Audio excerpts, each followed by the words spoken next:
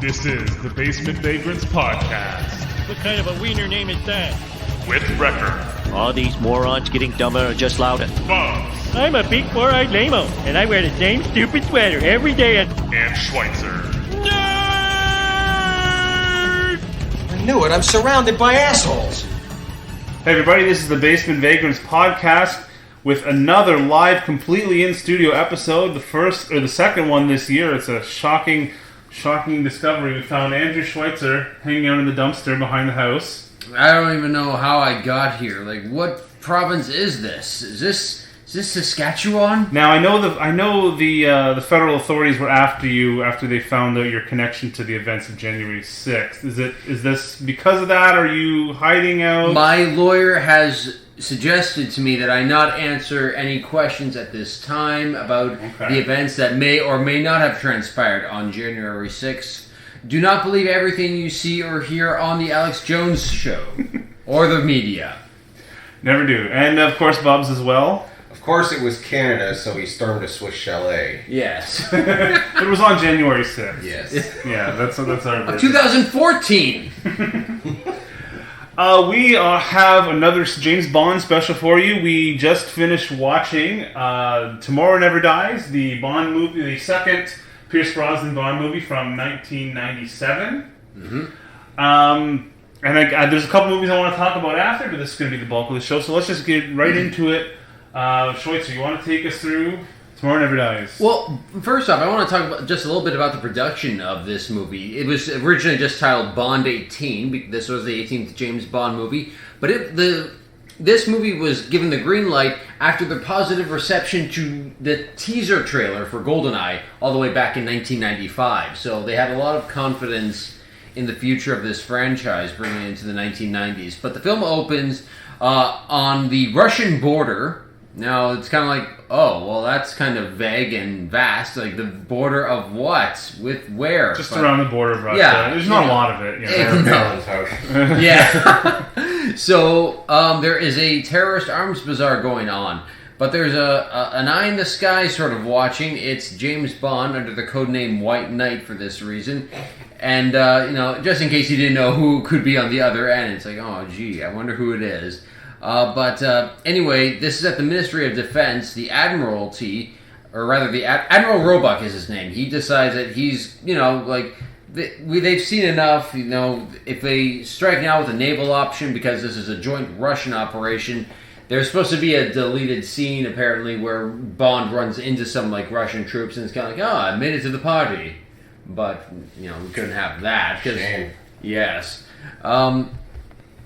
So they go with a naval option. They the HMS Chester fires a missile from a faraway distance, and this is a great point that Bubs brought up, but we'll bring it up later. They all of a sudden Bond saying, no, don't destroy, just cancel the missile, because it turns out that one of the jets there has Soviet nuclear torpedoes, and if it crews hits them, it will apparently make Chernobyl look like a picnic. Now, I don't want to be too nitpicky, but I'm pretty sure nuclear weapons don't detonate if they just get exploded, right? If they aren't armed. I don't know. Yeah, you have to arm them and detonate them. I know that from enough movies and TV shows where you can't just, throw a grenade on a nuclear bomb or, and blow it up. Like a forklift is, carrying a missile and it drops and explodes. Yeah. I think there's enough fail-safes to make sure that doesn't happen. But, it's a movie. Yeah. I get it. Also, at this... Get used to that. Yeah. Also, at this arms bazaar is... I thought they would brought this up with the way I identify him, but a guy named Satoshi Ishiguro, who was a chemical expert who worked on the Tokyo subway attack, which I found out was a real thing in 1995. Oh. Yeah. Who attacked it? A terrorist organization, Fanaticals. Cobra? I can't remember the exact name. I'm sure there's a documentary. Just Google Tokyo subway attack. But also there is Henry Gupta. And they notice that Gupta is purchasing an American GPS encoder. Now, Bond is able to escape with the nuclear missile... nuclear torpedoes. How it different from nuclear missile, whatever. But either way... Torpedo is underwater. Yes. Missile is in the air. So I guess when a plane fires them and then they go into the water and then... Oh, beats me. I don't know. Man, who knows? Sure. I can barely drive. Just big boom. That's all we do. The audience knows what nukes are. Yeah. So That's anyway, important. Bond gets out of there. He hijacks the MiG with the co-pilot still inside. It's kind of like, you should have ejected that guy from the start instead of just But knocking him out. conveniently, he didn't know until after he was in the air. Yeah. It's like, and he gets choked, and there's the whole sequence of him and the other jet is a bit ridiculous, but these things are camp. Yeah. There has to be a certain level of camp to them. I mean, the fact that Bond ejects the guy out of his plane, up through the bottom of the other plane, through solid metal, into the other plane, which makes it explode, is nonsense. It's completely stupid. I would have just thought, well, why can't, that your jet has armory, or, has weapons as well. Just eject the other guy, and then be like, alright, now I'm going to shoot down that first guy who was trying to kill me. But no, it's a lot funnier, and we get the backseat driver comment. So then, sometimes later on, the HMS Devonshire is being overflown by two Chinese planes. The Chinese pilots are insisting that the Devonshire is in Chinese waters, but the Devonshire is insistent, no, we're within international waters. But neither of these two forces realize that they are being manipulated by Henry Gupta and the stolen GPS device, and they are both under the control of Elliot Carver, who is basically a more ambitious Rupert Murdoch. Which I pointed out, he also, in the movie, I think really resembles Steve Jobs. But in 1997, Steve Jobs wasn't what Steve Jobs would become after the iPhone. Yeah, So. he didn't invent the iPod yet, so nobody knew who he was, really. Wasn't Apple kind of being subsidized by Microsoft at that point in history? They were close to bankruptcy at that point. They were kind of a joke. Yeah. Like that joke in The Simpsons, sponsored by the guy from Apple Computers? What computers? I think this might even be... That was around the same time. Even before those iMacs came out. Remember those? Those weird-looking computer monitors? Exactly. No, Yeah. I think that was like 90... I had those in high school, and I was in high school in 2001, so it would have been around that time. Yeah. But I guess it's just a coincidence. But whenever I think of Elliot Carver, I think of Steve Jobs. And that's what the all evil media logos look like. I guess they all wear black and do press conferences in front of giant screens. Yes. So a stealth ship, which is owned by Carver, launches a sea drill at the Devonshire, which sinks it. The survivors are then massacred by the crew of the stealth ship, and they steal a cruise missile from the Devonshire and shoot down a Chinese plane. So now, China and the UK are on the brink of war.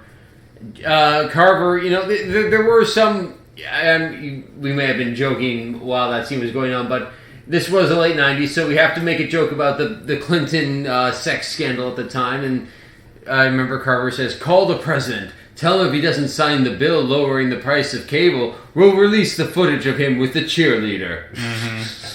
And when he signs the bill, we're going to release it anyway.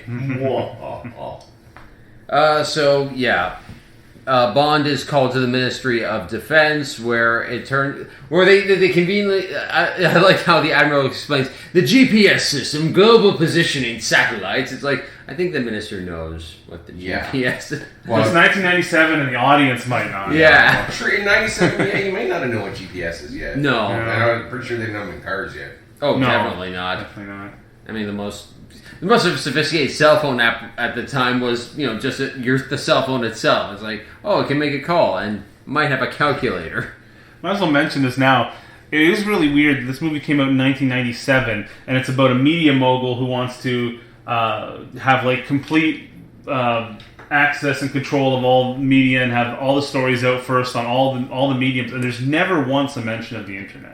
No. It is a bit Which strange. is very weird. Because in 97, I mean, the internet was around. People knew what it was. It wasn't as ubiquitous as it is now, but it was gaining popularity. Plus, if you want to control all media, just do what Murdoch and them do. Just buy the shit. Yeah. They never once said, I'm just going to buy all this media. Yeah. But I just think it's funny that Carver even has this scene where he's like, I want this story in the paper and on TV and on the wire services and in books, in magazines, in films. It's like, and the internet, and he probably I think he may have even said radio at one point. Yeah, I think he did. Yeah. Yeah. Like, I know the internet is new, but I mean, somebody had to have at least a bit of vision to know that it was gonna. Yeah, I mean, like, These summers. that whole thing about, from GoldenEye, breaking into the Bank of England. How do you think they did that? Like, via computer, via the internet. And the movie definitely has a technological theme. I don't think we talked about the opening yet, but it's definitely... No. There's, like, TV screens and computer boards, and it's the technology is a big theme of the movie. And it's almost immediately dated by the fact that they never even mentioned the internet. Yeah. Very strange. Do you want to talk about the opening theme by Sheryl Crow?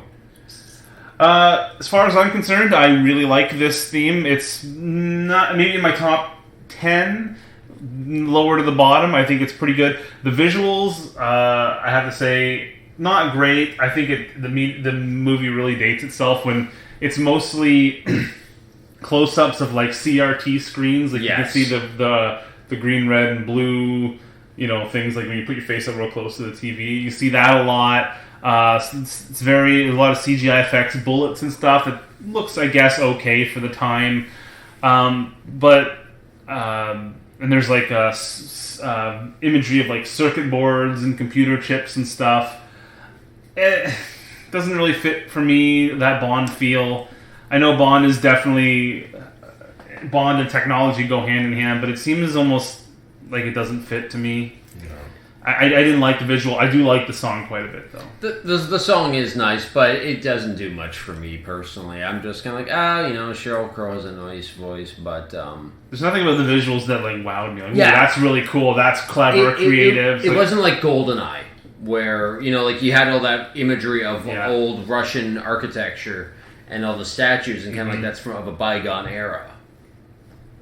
Or in a lot of themes, they do unique stuff with women and dancing and women coming out of a gun or stuff like that with the female form. In this one, they're just kind of, I think one jumps off of a diamond. Yeah, I don't know why the diamonds. Yeah, were in that. I was wondering that has too. Nothing. There's nothing in the plot that has diamonds related to it. More like media theme stuff with the girls or something. Like she jumps off of a radio antenna or something. Like or a satellite. Or uses like a rabbit ears as a stripper pole or something. Ooh, there you go. There is a cool shot of like a woman, and she's like standing up, and there's like a sheet over her, and it's got like the computer board designs on it, and it like drapes over her. That looks pretty cool, but other than that, it's like a 5 out of 10. I think the song was about mid-tier. I'd say the visuals was low tier.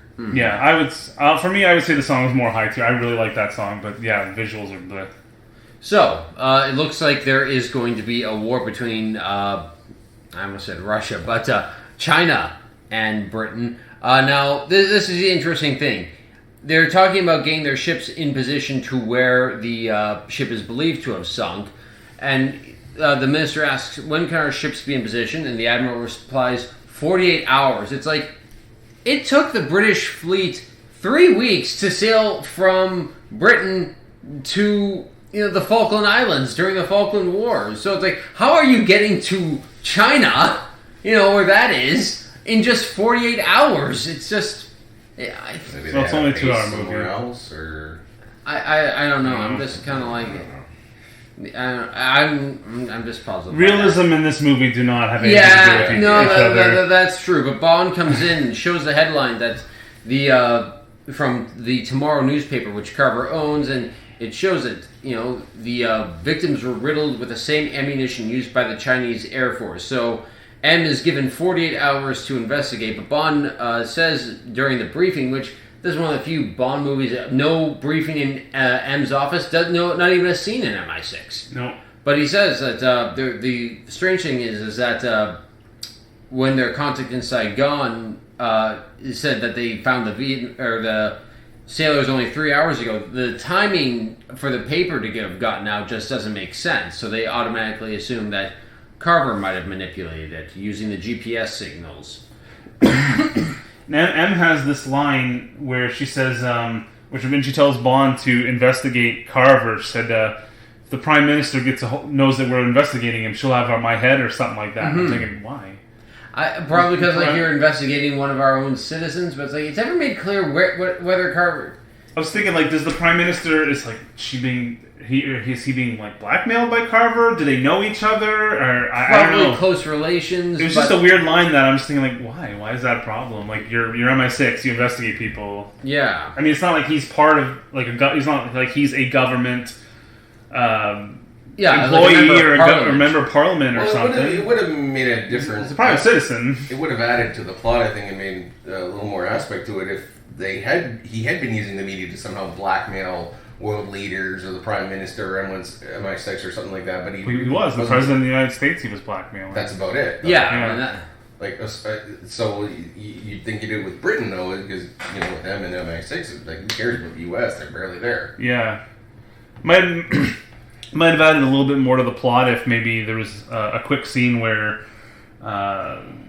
M talks to the Prime Minister and says, we're going to investigate this guy or whatever, and he gets all nervous and he's like, "Oh, Elliot Carter, you got to leave him alone. Like, trust me, don't investigate him, whatever." And it's like, oh, Elliot can even get to the Prime Minister of England. Yeah. And it kind of sells how He's got dangerous cameras he everywhere, is. right? Like, king of media, microphones and cameras everywhere. It could have been a good scene to just show his reach and how powerful he is, but I don't know. I just that one line stuck out to me as strange.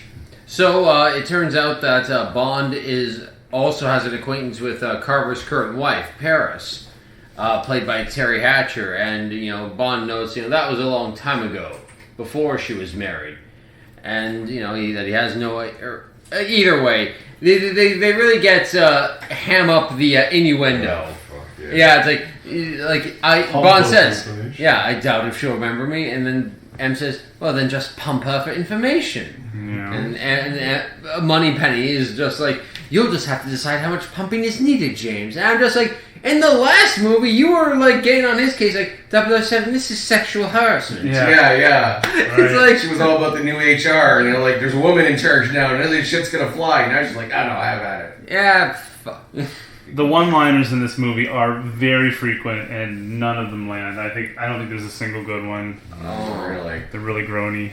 Well, either way, Bond is introduced to Carver. Oh, sorry, no, we didn't get to the one scene with Q, where he basically plays an auto rental agent, going through the insurance for Bond's beautiful new car. Major product placement there with Avis Rent-A-Car and BMW. Always. And Sony, whenever you see the phone, it says Ericsson right on the phone. Yes. So there's a lot of product placement in this movie. Heineken comes up later. Those phones will be around forever. Yeah. So Bond's got a new car, BMW 750, with machine guns, rockets, GPS tracking system, and an onboard navigation computer, Which gives him completely useless information. Yes. That really doesn't make any sense, but... It's mostly there for comedic effect, 007, but however, I'm sure in certain situations it will be handy. It'll just bitch at you for a while. Yeah, and Q also gives him a cell phone, which comes with a fingerprint scanner, a 20,000 volt security system, and a lock, like a skeleton key in the antenna, which I never told you about, but somehow you know about it. And of course, it also drives his car for him, and Bond is able to master that within 2 seconds because he's James Bond. Yes. And that's Desmond Llewellyn's only scene in this movie. I mean, yeah, it's nice, but you deserve better, Desmond. So at the party, Bond really decides he's going to tip his hand. God, he might, like you said, Bubs, he might as well have just had a name tag that said, "Hello, my name is a secret agent." I was looking this up. I want to see how old Desmond Llewellyn was in that movie. He was 83 at the time. Wow. And he looked 93. But yeah, this is his second to last Bond movie. He'll show up again briefly in The World's Not Enough. Yes. He was 83 at the time. Wow. So yeah, he is basically tipping his hand, but Elliot is initially more interested in Wei Lin, who is from the New China News Agency, and he immediately starts trying to offer her a job while Bond reconnects with Paris, his Carver's current wife and Bond's ex, and she immediately slaps Bond and is like, I'm doing much better now, James, we're even.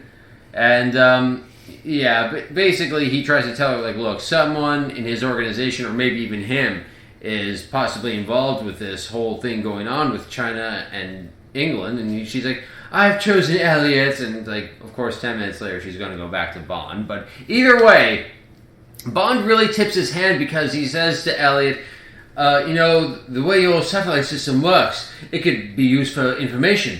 Or maybe disinformation. I almost expected misinformation given today's lexicon and vernacular. He's basically telling him exactly what he's doing. Yeah. Like, oh, you know what you're doing? You could use it to manipulate anyone, or government, or even a ship. And I explained this, but it's just like, Carver should have been like, wow, that's interesting. I mean, wow. What an imagination you have. Yeah, but he's almost playing it up like, oh, you figured out I'm the villain. I might as well play the role. You could even use a giant drill to sink a ship in the South China Sea in order to pit two countries against each other and start a World War III. But that's just my opinion. Remember when James Bond used to have, like, go into cover and actually have, like, a different name and disguises and stuff like that? Yeah. Whatever happened to St. John Smythe? Yes, with Universal Imports. Now it's like, yeah, I'm James Bond, I'm a banker. That's it. Yeah. No documents or fake IDs or passports or anything like that. And they even go out of their way, Moneypenny, I think, goes out of their way to say, like, we prepared your backstory and your employment records, it's all in order. But they see through it immediately. Yes! Gupta has this one line where he's like, he checks out his history, and he's like, it's all perfect, it's all spotless, and so it's obviously fake. I call that Gupta's law of creative anomalies. Creative anomalies. If it looks too good to be true, it probably is. I mean, you can't do that. You can't just take long tread aphorisms and then just put your name on it. Exactly. It's like saying, it's what I always say. I call it Recker's first law. What goes up must come down. So you didn't invent that. Or how about, just put your name on it. I have a global news network everywhere around the world, which means I have access to some of the best investigative journalists on the planet. And they did some snooping investigating and found out about one of his missions somewhere. James Bond. That came up. That's a good idea. We pieced together something. We saw some footage of him or something leaked to him or something like that. We scanned his face and it pulled up a picture in our archives of a mission he did 6 years ago. Because we have a journalist with contacts near MI6 who get us insider information. That would have been so much better. That would have been. Damn, we're making this movie better than it had any right to be. It also demonstrates the power Elliot has. Like, he knows everything about everyone. He's got somebody everywhere yeah. he needs it to be. That would have been so much better. And it would have just been a change in dialogue. You could have had Gupta say it. Yep. It would have been easy. Yeah. But either way, since Bond's tipped his hands too much, Elliot has his goons escort Bond away, and they just start beating him up in a soundproof room. Mm-hmm. And of course, Mr. Stamper, who is the head henchman of this movie. God, these people. I don't know why, but they just don't take the initiative. It's like Mr. Stamper should have been up there right away, but he's just they tell him, "Yeah, Stamper, we've made contact," and Stamper's like, "Good, make him uncomfortable. I will be up there shortly." It's like, why? Why is it so important for you to listen to Carver's speech, which you don't really care that much about? It's not like, I want to listen to this. Media is important to me. It's like, who cares? And it's established later that Stamper is like this apprentice of this master torturer, and he's into this really weird, pain manipulation stuff. Wouldn't he want to be there to do it himself or watch it? It seems like out of his character. So, make him uncomfortable. Yeah. Put him in a chair with insufficient padding. Yeah, it's he should want to be there. He should have said, let me get my things. Yes. I will be there shortly. Restrain him. Yes. Tie him down. I'll be up shortly to extract information from him. Yes. Okay, Bucks. Thanks, hired goons. Yeah, but no, eventually Bond gets away and shuts down Elliot's transmission to the launch of his new Carver Media Group network. Mm-hmm. And of course, he fires his secretary or whatever, and we cut back to Bond at the hotel, and he decides, well, the goons are after me, I better start drinking. Mm-hmm. His Smirnoff. And as you said, Smirnoff is not that expensive. Smirnoff is in a lot of movies, and it's actually in I'm pretty sure it's in the official recipe for Bond's vodka martini. I think it specifies Smirnoff vodka, which is weird because Smirnoff vodka is a cheap vodka, and you think Bond would, want something a little more high class. But they sponsored the movie. They brought the money. They give the money. Yeah. In real life, Bond would be like, Smirnoff? That's for 13-year-old girls who I sleep with. Like, you want to think if like Smirnoff had like a premium brand or something. But I don't know, not a big deal. It's just something I noticed. So it's Paris who comes by later, and she switched sides to Bond because, that's the power of his penis 10 years after the fact. It's just kind of like, wow, that good old 00 Dickin. He's got to be better than Jonathan Pryce. Yeah, it's kind of like if you had to choose between Pierce Brosnan and Jonathan Pryce, it's kind of like, I know whose bed I'm making. Either way, they sleep together. Like you said, there's that scene where, Bond's a government agent, and they cut back on the ambient noise to where Paris, you can hear Paris ask Bond, tell me, James, do you still sleep with a gun under your pillow? And it's kind of like, okay, why don't you do that to find out the rest of what they talked about instead of just that one scene? Mm-hmm. But it's like, no, you can find out that, you know what, maybe we should... He's on to us about the plan, like we've got to hide the GPS system. Let's beef up security. I figured the only reason they did that was to basically pin her out as knowing who he is and her kind of being associated with him, rather because they already at this point knew he was pretty much a spy by the way he talked and the fact that he escaped all the goons quite easily. Yes. So Bond goes into a secret area that even Paris is not supposed to know about, but of course she does. He finds the missing... He's able to sneak in using that key antenna, which Q never mentioned. It's kind of like, Q probably thought that was most ingenious and probably would have loved to have shown it off. Maybe it's a standard issue on all cell phone gadgets. Yeah, probably. It was just... And all Sony Ericssons at the time. Yeah. That wasn't a Q branch. That was just standard in Sony phones. So let's see. So he eventually finds the missing GPS device. Also finds Wei Lin trying to break in, but she gets caught quite. Well, I say she gets caught. She sets up the alarm like a fucking noob. Yeah, she's brilliant. Yeah, and this is the funny thing. She's the one who sets off the alarm, but it's Bond who is constantly being shot at and chased. She just shoots off a little bungee cord and goes walking down the walls waving at him. Very slowly. Yes! Without any cover while people are shooting all over the place. Yeah, and she's like, hi! I don't know. I thought that part was very silly. Yeah. Yeah. So Bond escapes, and somehow Elliot Carver gets his phone number, and he's like, you have something that belongs to me, Mr. Bond. A red box. And my and my wife in your hotel room. Which is also my box. Yes.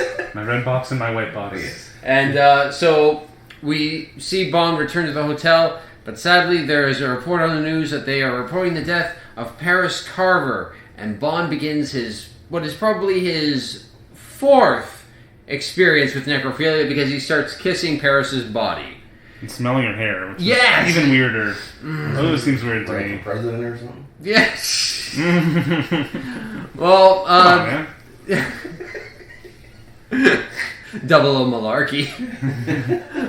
Let's go bonding.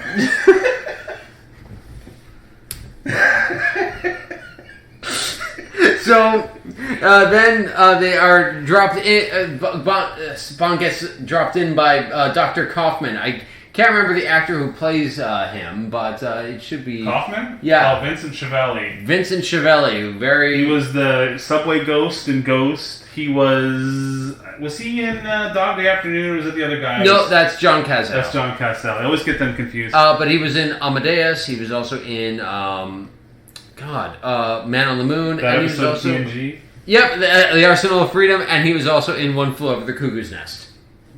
That's right. He's that guy. It's like, oh, it's him. The guy with the creepy eyes. Yeah, it's him. So he plays Dr. Kaufman. Meanwhile, all the Carver's henchmen are trying to get the GPS system out of Bond's car, but it's comedically locked. They're using sledgehammers, crowbars, guns.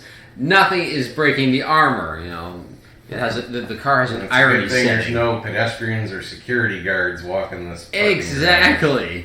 This is the point where I want to mention. This is when I started noticing, really, that the sound effects in this movie are so over the top. Like every punch is like the Indiana Jones meat slapping punches. Like they're so loud and so they stick out like crazy. When they're hitting the car with the sledgehammers, it's these big like it sounds like two boulders hitting each other. Like the sound. It's almost Looney Tunes. That scene. This movie is anything but subtle, especially in the sound effects. They are way over the top. And I noticed a couple stock sound effects, like later on, when they're in the Carver's ship and stuff's exploding. There's like a glass shattering effect. It wasn't the one from Red Letter Media, the Kurlanescar, that I always call the Kurlanescar. Yeah. I don't think it was that one, but it was very close. It was very close. There's a lot of use of stock sound effects in this, and it's really bad. Like, I'm surprised we didn't get a Wilhelm scream. Yeah, you're right. Maybe there wasn't. I just didn't notice it because, the sound effects are really terrible in this movie.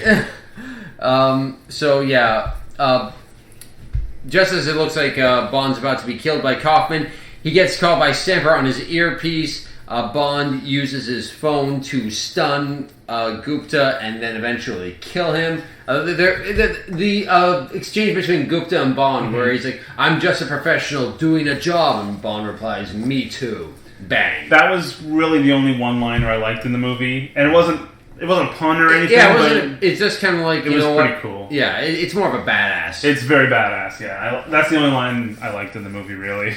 So Bond gets back to the parking lot, and now a chase ensues. Now, this is also where Bond's plot armor literally falls off because everything that wasn't hurting the car before now is. Guns damage the body of it. The glass breaks quite easily. It's just like... And all the while, the car is just making suggestions like, "Please be careful, pedestrians in roadway." And it's like... Reduce speed, blah, blah, blah. Yeah. I mean, it's interesting, but again, it's kind of like, where are all the people, like, where are the civilians, you know, like, where is the actual hotel security? Everything's just a bit too convenient. That buzzsaw, that, you know... that was the most ridiculous that thing. comes out of the BMW logo. I mean, there was just one part that I liked was where the car says, "Reminder, unsafe driving will void warranty." It's like, okay, that's funny. This scene where he's driving the car and he's in the backseat controlling with the phone. When I first saw this movie when I was probably 14 or 15, and this was like my favorite scene in the movie. I probably watched this specific scene over and over again because I thought this was the coolest thing ever. And looking back on it now, it's kind of cool. The idea is kind of fun, but I didn't really find it that exciting. And the stupidity of it kind of sticks out now. There is that goofiness where the guy shoots the bazooka. And it goes through the car, the broken car windows. I kind of like that. Cool. I like that. Yeah, no, I like that because these things still have to have a bit of a wink, tongue-in-cheek sort of fun. But it wasn't as cool as I thought it was when I was 15. But also back then in 1997, just the thought of somebody controlling their car remotely with their phone was a pretty amazing idea. Now you could probably do that. I mean, they have self-driving cars. Yeah. I'm sure Elon Musk could whip up a remote control car in no time. So it's maybe the novelty is lost on us now. But well, I mean, if you can fly a drone, why can't you drive a car? Basically, yeah. Cell phone. I'm sure you could. Yeah, that's a very good point. So anyway, Bond gets away from that, and then he heads to the an U.S. Air Force base in Okinawa, where he runs into his good old friend and our good friend. Yeah. Jack Wade from the CIA, played by Sir Joe Don Baker. Sir Joseph Don Baker, I'm sorry. He was knighted by the Burger King. And the Dairy Queen. Good old Joe Don. 4 minutes of screen time, but, you know, it's like, it pays for itself, you know. So he finds out that the GPS encoder has been tampered with, but they're able to find out where the ship actually was. So Bond's going to attempt a halo jump, a high-altitude, low-opening jump to find out... This is the thing I don't get. It's like, I have to prove that ship was deliberately set off course. It's like, but you've got the encoder. Right. They could say that it was tampered with. And you could say, like, we can both of our governments can send, to show, like, diving parties to show that's off course, and it's just... This is what I wanted to ask you. The scene where Bond jumps into the sea to go down to the ship and he meets Wei Lin there. Yeah. And they have to escape. Why is Bond in the ship? That's the thing I don't get. I don't It's understand why. Yeah, I don't. Yeah, I understand. thought he was trying to maybe grab some records or something. Maybe like the equivalent of the black box of the ship to maybe. But they transmitted to the Admiralty. It's like they even said, like, "Oh yeah, this ship they're 70 miles off course from where they think they are." Right. And they don't recover anything from the ship. No, exactly. So that was my thing. Why? It's just to show that they had stolen the cruise, like, so that now that they know that they've stolen the cruise missile out of there. But it's kind of like, but it's revealed to them later that, hey, yeah, we took this cruise missile, and now we're. So there was a missile stolen from the ship. Yes. Yeah, but he That was that missile that's in the stealth boat later on. That. But he could have right. probably just saw the missile in the stealth boat once he went there. Anyway. Exactly. So, I mean, it was really a necessary scene. Yeah, but I suppose it's kind of like, how do we get them together? Because as soon as they resurface, because the ship is collapsing on the seabed that it's on, they're captured by Carver's group, and it's kind of like, Which is also stupid. First Bond didn't see the her ship when he was coming down from the Halo jump. Yeah, that's and true. then they didn't see the, like, I get it's a stealth ship, but it's daytime. You could easily visibly see it. Yes. Like, you can't see it on radar, but you and her boat should have easily looked around and saw, oh, there's this giant boat coming towards us. Especially when Bond just jumped into the ocean from like 700 feet in the air, you could see a pretty wide scope around you. You'd be able to see that ship. Mm-hmm. Yeah, that doesn't make any sense. It's just it's just an excuse for an exciting chase scene, and I guess the escape from the boat. That scene where they have to take off their diving gear and swim up through that tube. Yeah, I will admit, as someone who's claustrophobic, it did make me a little bit tense because like that's pretty scary. No, that is. So that was a little, that was an okay tense moment. But yeah, the reason for them being there is very, very weak. So yeah, they're captured, and then we get to one of the strangest lines. Bond and Wayland are handcuffed to each other. They're heading towards. I gotta see where this. Okay. Yes, he says, "Welcome to Saigon." Carver says this, but as they approach his building, Bond says, "Another Carver building. If I didn't know any better, I'd say he was developing an Oedipus complex." And I'm like, what? Yeah, I didn't understand that. that doesn't make any sense. It's like, Bond... Carver, there's been nothing about killing Carver's father or... banging his mother. Yeah. Oh, okay. I'm just trying to look for the quote. And it says here, when Bond and Wayland have been captured and they are flying towards the Carver building, Bond sarcastically says that Carver has an edifice complex. Oh! What does edifice mean? Isn't that something about big buildings or something? I don't know. I'm embarrassed to say I don't know the meaning of that word. Edifice, a building, especially one of large size or imposing appearance. Oh, okay. So it was wordplay. A little wordplay. Edifice complex. It sounded... We all heard edifice. Yeah. Yes! For years, for over 20 years, I thought, an Oedipus complex. I'm like, I don't get it. Okay, so that's a clever pun, but maybe they could have did a better take. Shrek did it better by saying, I think he's compensating for something. It's like, there you go. Okay, we all heard it wrong. So either way, great line. Yes. So as they are walking through, they see General Chang, not played by Christopher Plummer this time, unfortunately. They couldn't get. This is what happens when you cast Joe Don Baker. It's like, we either get him or Christopher Plummer. We cannot have both. And the producers went with Joe Don Baker. Of course. Release the bombs of war. Yes. But would have been way better. Either way, we learned that Carver is ultimately intends on bringing the British and Chinese into conflict with each other so that he can broker a deal with General Chang, who is going to, use the destruction of Beijing with the stolen missile to overthrow the Chinese government and bring about peace. But, Carver is really going insane by this point. Like, I don't know. I just never found him that threatening a villain. It's kind of like, I didn't understand his motivation. So he wants to be the king of all media, and his plan is to cause a conflict with China and UK so he can become the exclusive news coverage in China? Yeah, basically he wants to start major global conflicts on his terms, so he's the first one to get the story. And or even have the story written before the event even happens, like with his wife's death and Bond's death, that type of thing. To what end, though? control, power. Like he said in that speech, worldwide domination, but... For media. But I mean, Yeah, you could for have media. accomplished it probably way simpler than starting a war. I don't know. It seemed overly complicated for a very lame and simplistic Well, he started this motivation. whole conflict because he wanted a big premiere story for the launch of his satellite news network. That was the main thing. Okay. So that's what he wanted. He wanted a big story to launch the network with, and that's where this conflict is. And I guess we can just assume he's going to keep doing stuff like this to keep ratings up. Which I will admit, I've always looked at this movie as my guilty pleasure Bond movie. I've seen it quite a few times.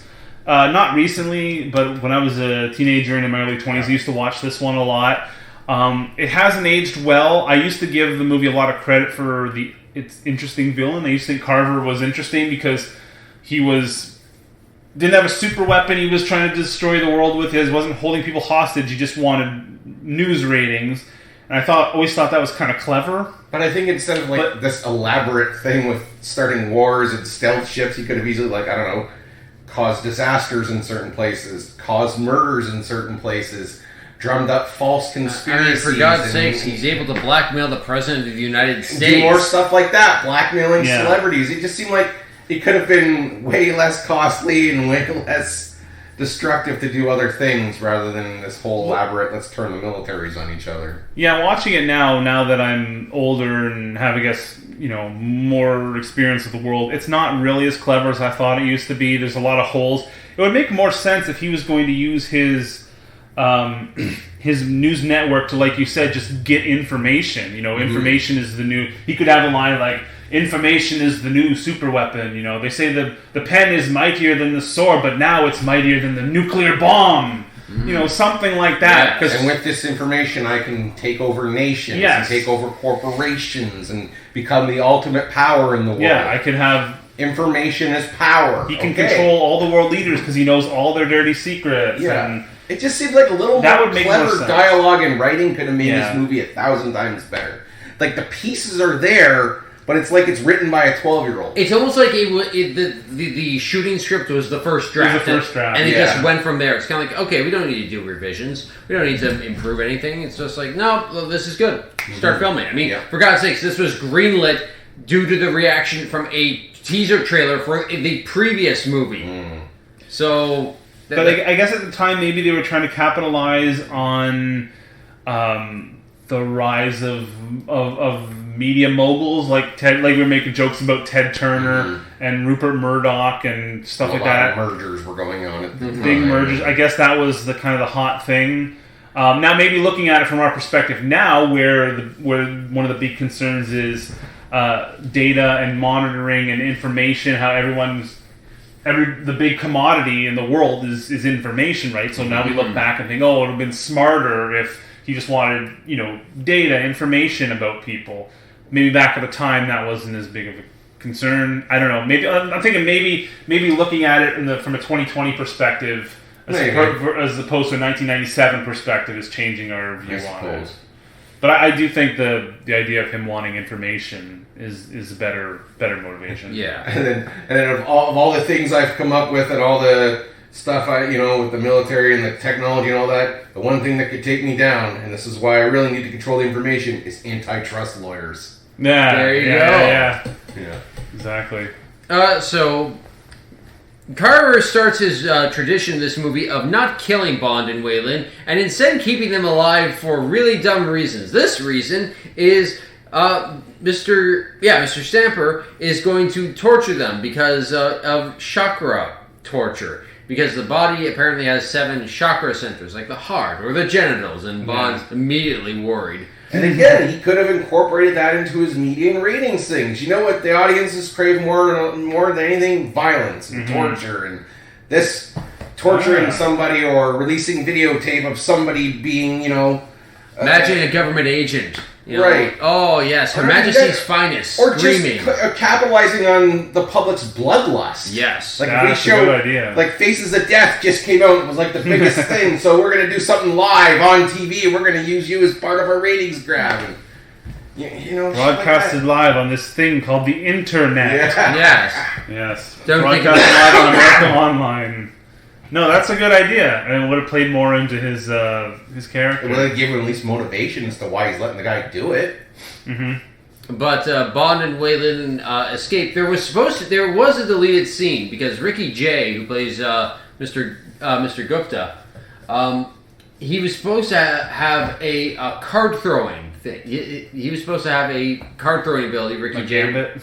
like Gambit, but basically he would throw cards and they would be weapons. Oh, okay. Yeah, That must have been cut out completely. It was cut out completely. There is one scene where you see him early on handle a deck of cards.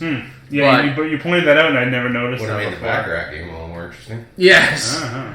I'm the death dealer. But 22. It's one of the few Bond movies that yeah, one plays 21. I cheat.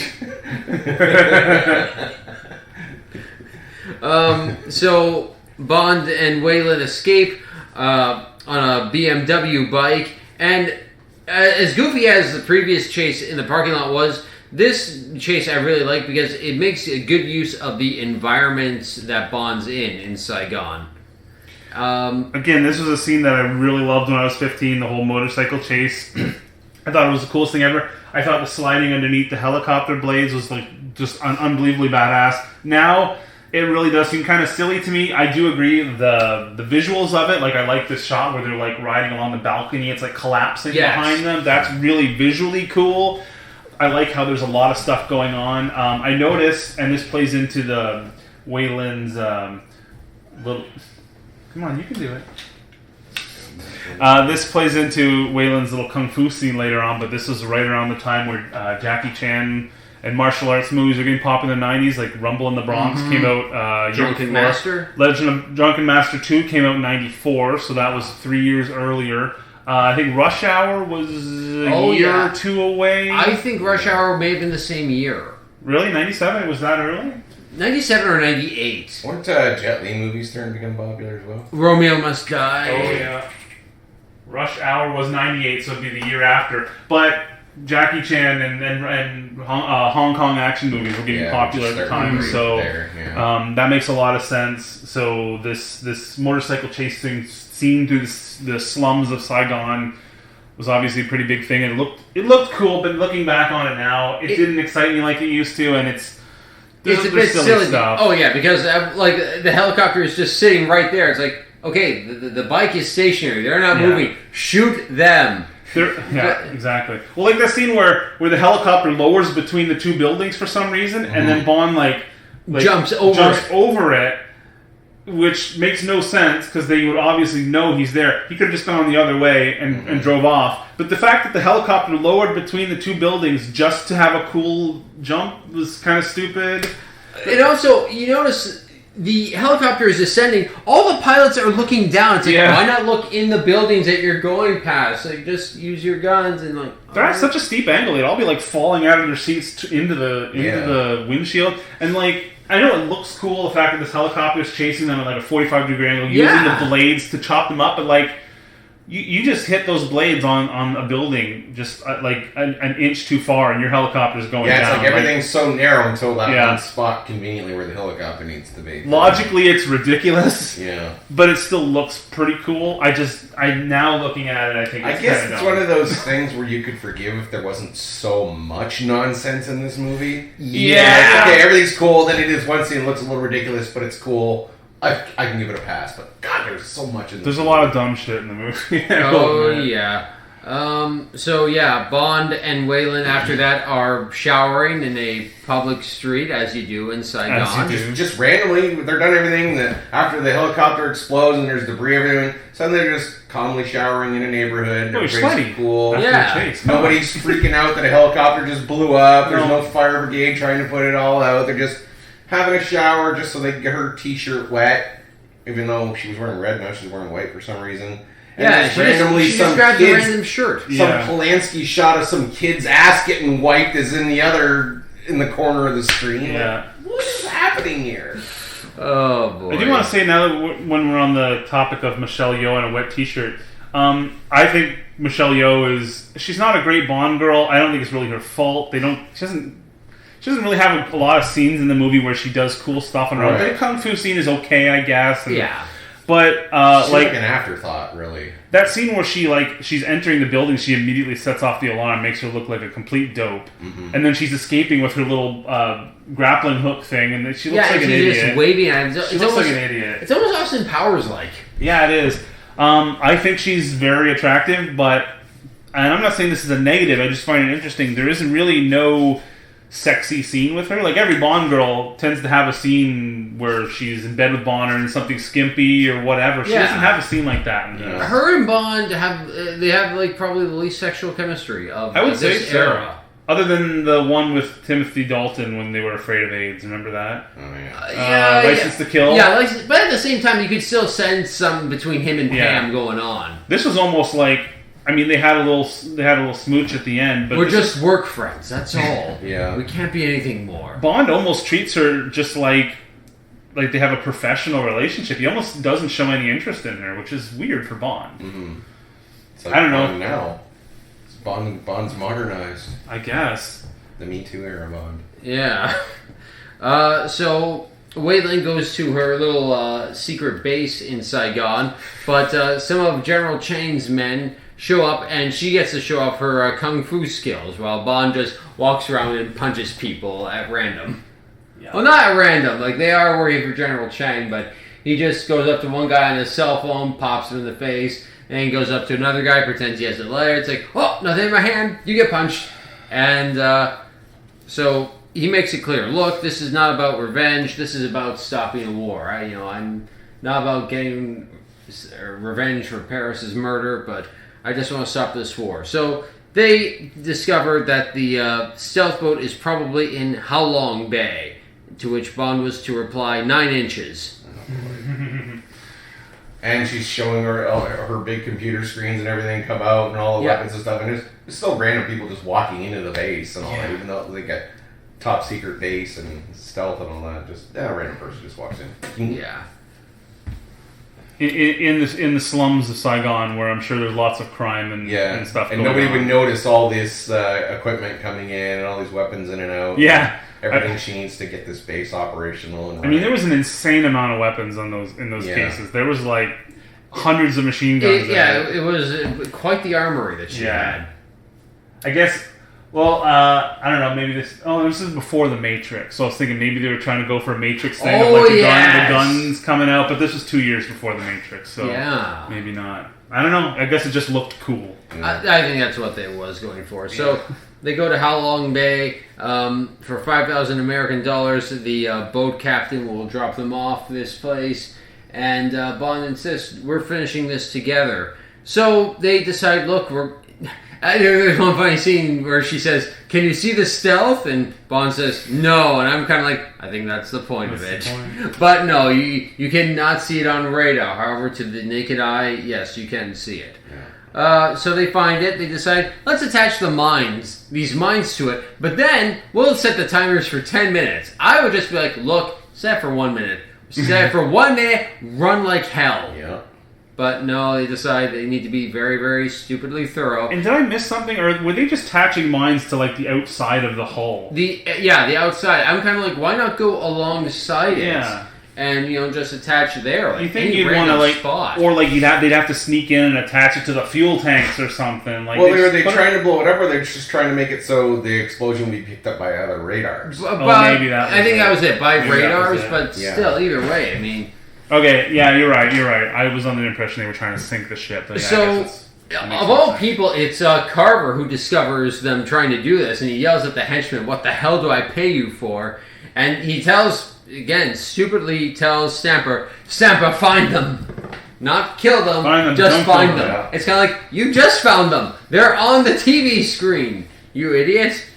But obviously it's a common Bond trope where the villain finds Bond and doesn't kill him, but this happens like 4 or 5 times. That's my problem with this movie. It's like, I understand every Bond movie this happens. Yeah. They do it once. There's and a formula. As soon as it fucks up, they're like, kill them. Yeah. Not capture them again and again and again. It happens like 4 or 5 times. Oh, it does. It's ridiculous. It does. So Wayland is captured. Bond uses a henchman to fake his own death. I don't know why they were kind of like, okay, hey, haven't we gotten in touch with that other henchman we sent out to trap Bond in between? Like, maybe we should coordinate with him. Like, hey, did you get Bond? It's like, no, but whatever. Surely all the other things we didn't kill him, but this one did. Yeah. We'll just without seeing a body, we'll just assume he's dead. So again. they clear the mines. Wei Lin is brought to Carver, where she says, "My government knows they're out here. They're looking for you." And it's kind of like, oh, geez, this is not...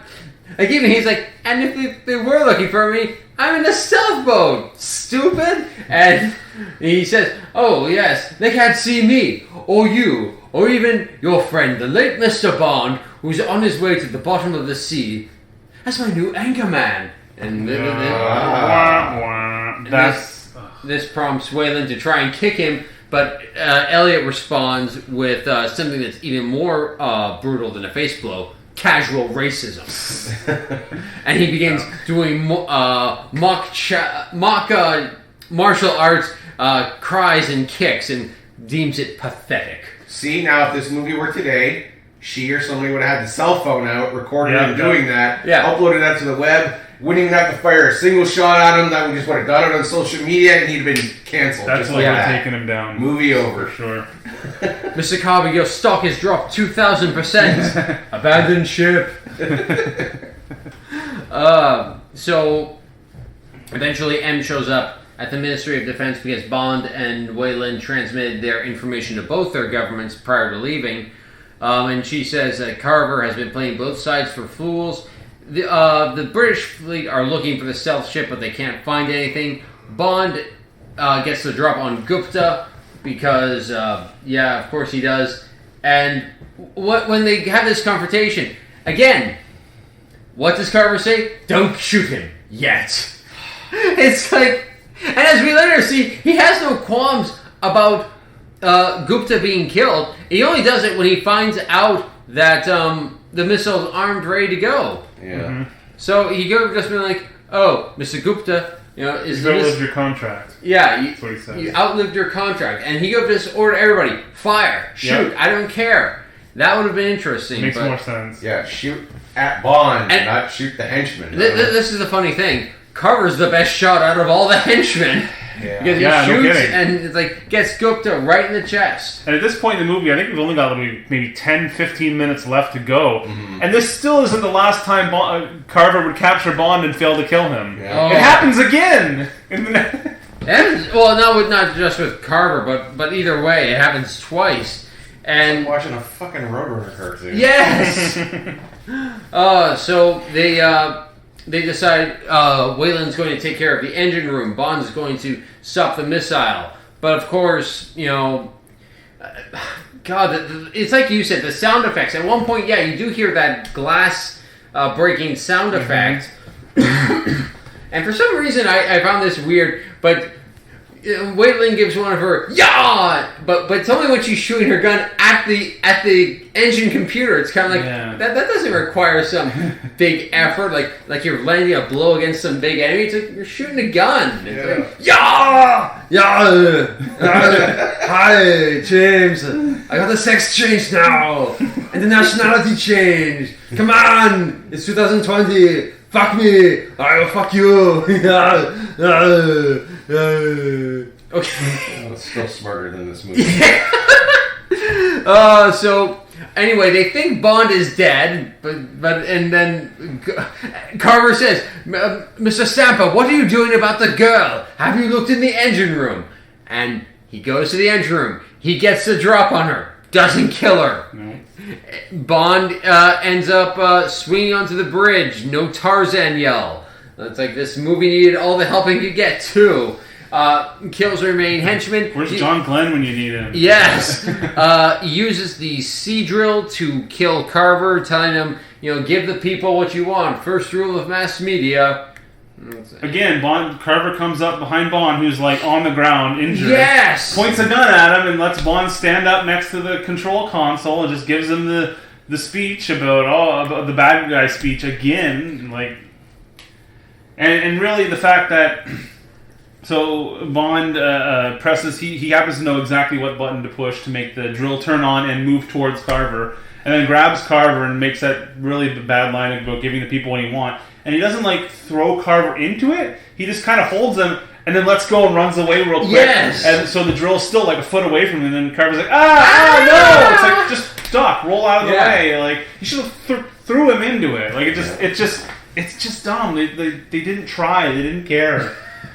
Like you said, Bubs, the pieces are there to make this good. It's just they put them together in the wrong more clever way to kill him. Something to do with TV or drop a monitor on him or something. Or broadcast his death. Broadcast live. Like, he got what he wanted. The highest rated show, his own death. Yes, yeah. Mm-hmm. It's on every TV station in the world except for the Carver Media Network because everybody else is getting the ratings off his death. Yes, that would have been good. Instead, they just used the drill that was in the movie for like AC. 5 minutes because it was cool. Like the drill thing is cool, and it's kind of like, why was it still in the boat? Why was it still there hanging from this little lift that was positioned to move directly into this one control room for some reason? Yeah, it's pointed right at the control panel that has all the missile controls and everything on it.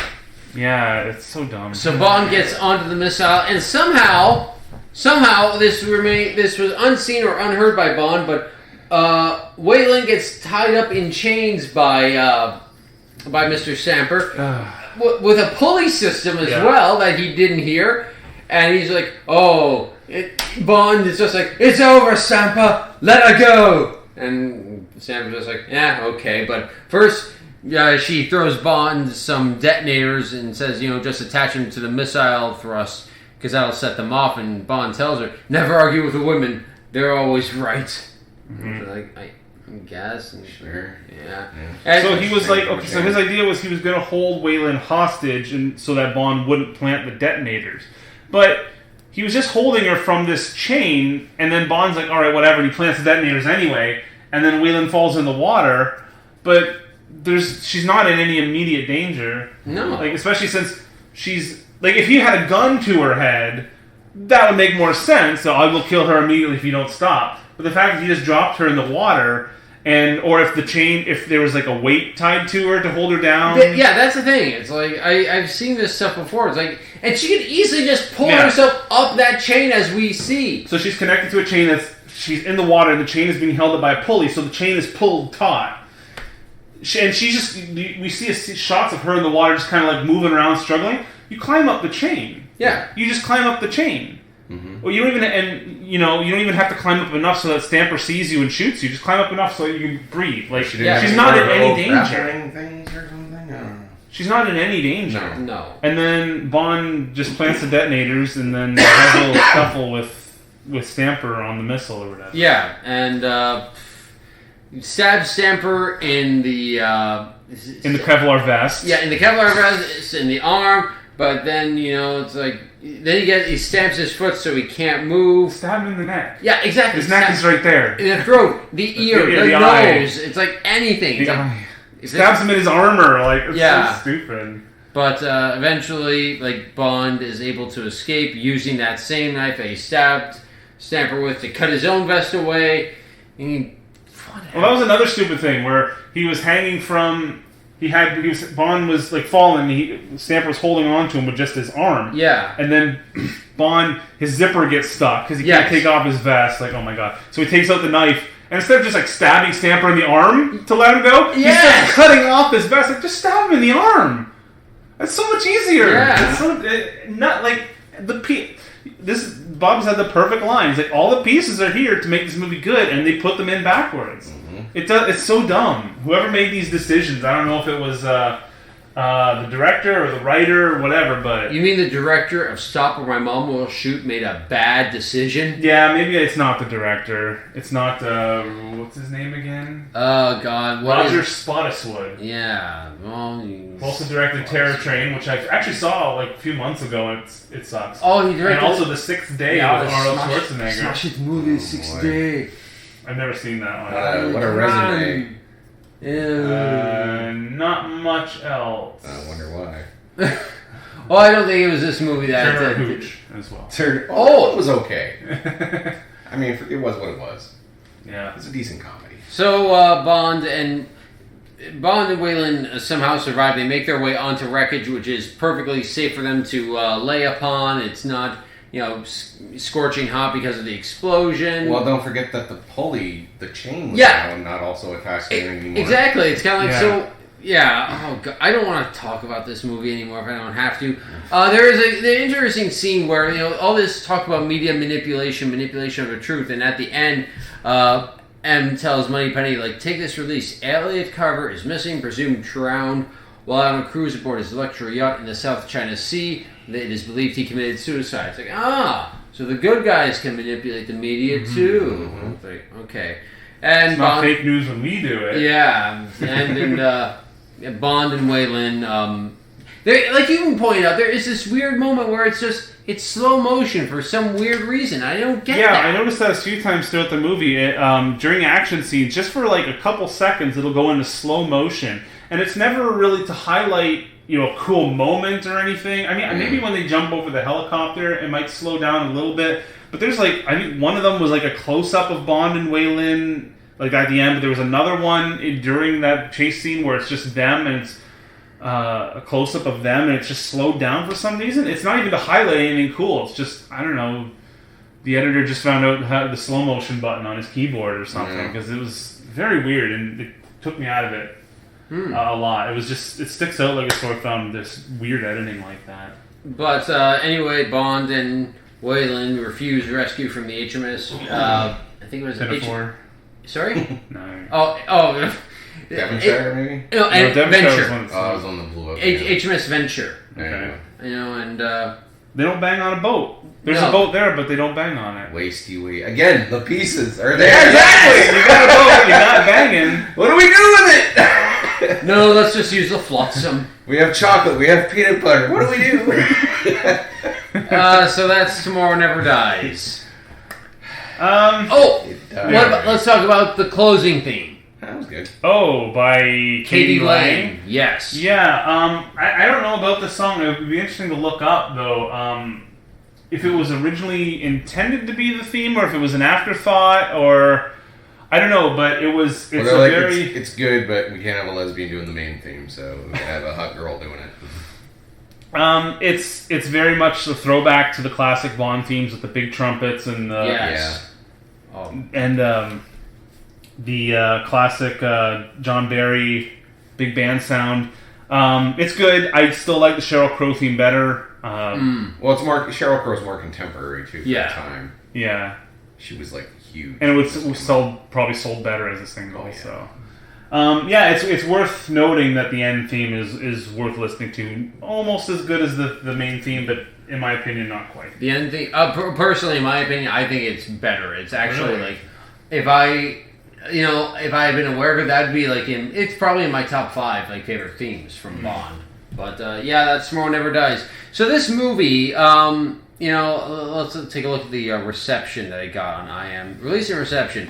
Had a world premiere on December 9th, 1997. This was the only James Bond movie with Pierce Brosnan that did not reach number 1 at the box office. It debuted at number 2, but that was because there was another film that came out that weekend, a small independent movie named Titanic. Oh, well, can't really blame it then. Yeah, but regardless, this was still the 4th highest grossing movie of 1997. Not bad. Yeah, coming in the same weekend as Titanic and still making that amount of money was pretty good. Roger Ebert gave the film 3.5 out of 4 stars, saying Tomorrow Never Dies. Yeah, Tomorrow Never Dies gets the job done. Sometimes exciting, often with style, with the villain slightly more contemporary and plausible than usual. Bringing some subtler than usual satire into the film. One James Beardinelli described it as, quote, the best Bond film in many years, and said Brosnan inhabits his characters with a suave confidence that is very like Connery's.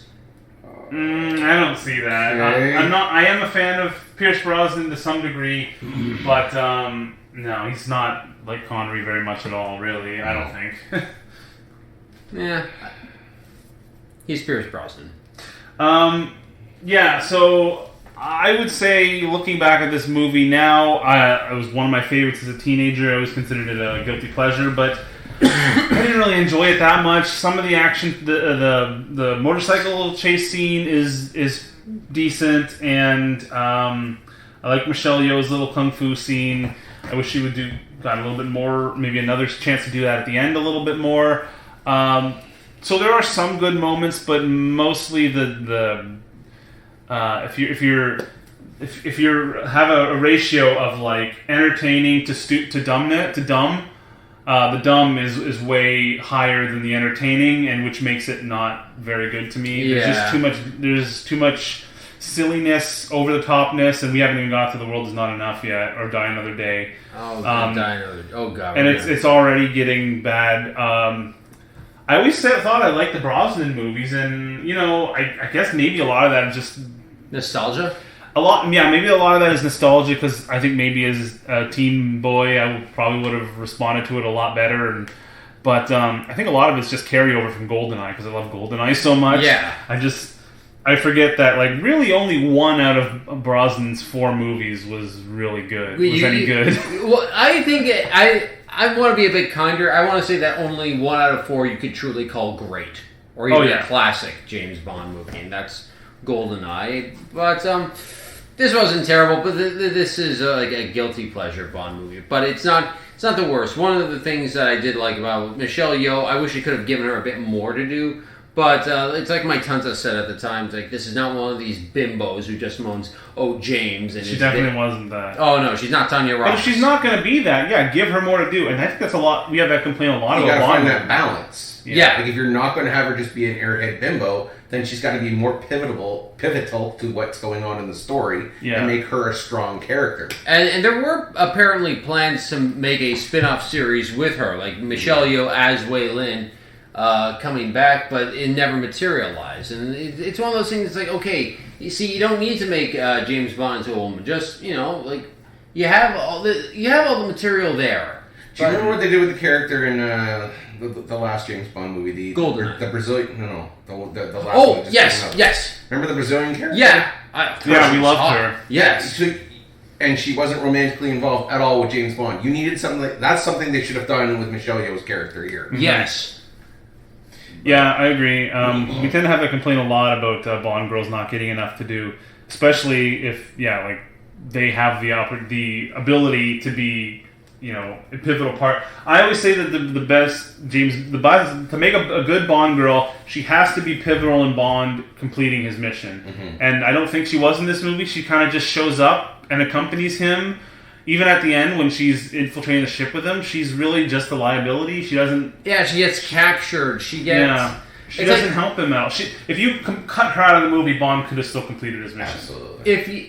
It's a bit sad that, when you think about it, Natalia seemed a bit more pivotal to Bond completing his mission in GoldenEye than Wei Lin did here. There are scenes in GoldenEye where she's just on her own, doing her own mission. Like when she's trying to find Boris and she's trying to expose Ormov on his own. She's got her own mission at the same time, and then her and Bond's mission just tend to coincide. I think she's one of the best Bond girls ever. Yes. I think they kind of dropped the ball with Wei Lin a little bit. But Michelle Yeoh would go on to do Crouching Tiger, Hidden Dragon 3 years later and become a major star. And of course, now she's in Star Trek Discovery, her best work of all time. So. Now, was there, towards the end, do you feel, I said that I was starting to feel like a Steven Seagal movie. Do you think that it was getting to be too much action even for a James Bond movie? On the ship, all the stuff on the ship, I could see maybe, Steven Seagal or maybe a Chuck Norris doing that kind of stuff. Didn't really feel that Bondy, really. Bond, the whole movie, Bond never really does any spy stuff, but I mean, a lot of the movies he doesn't anymore. No.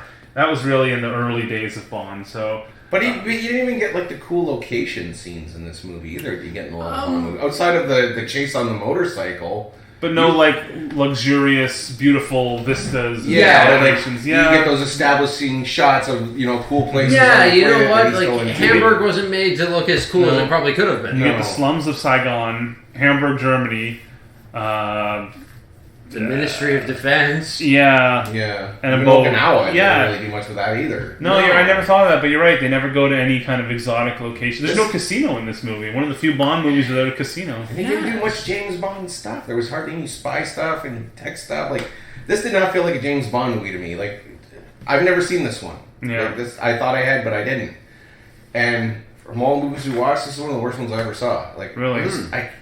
I won't go saying I hated it, but I thought it was just so stupid. Like, I probably do not want to watch this again. No, fair This enough. is dumb. Yeah. Fair enough. Like, it lowered, to me, it really lowered the bar of James Bond movies. Like, Pierce Brosnan's okay, but they're not giving me any reason to care about his character. GoldenEye was good, but this, who cares? I can't wait to Die Another Day. Oh, That's going to be so God. much fun, because he hasn't seen it. Oh my god! I've seen the next one, The World Is Not That's not Enough, enough. Yeah. but I haven't seen Die Another Day. I probably have not seen Die Another Day in almost 20 years. I think it's been maybe 10 years for me. It's been a And while. my only solace is knowing how bad that is, but knowing that the Daniel Craig stuff gets better. Yeah, yeah. Yes. Because Skyfall is fucking the peak to me. Well, Casino Royale, right? The Oh, one Casino- after? I haven't watched that one. I Fucking fell masterpiece. asleep during Quantum of Solace. Not. I can't blame you for that. Yeah, neither can It's totally I. acceptable. And that was in the theater. Oh! I've tried. I've watched Quantum of Solace, I think 3 times. Each time I go into it, like, I'm going to find something I like about this movie. And other than the scene in the theater, Yeah. there's nothing.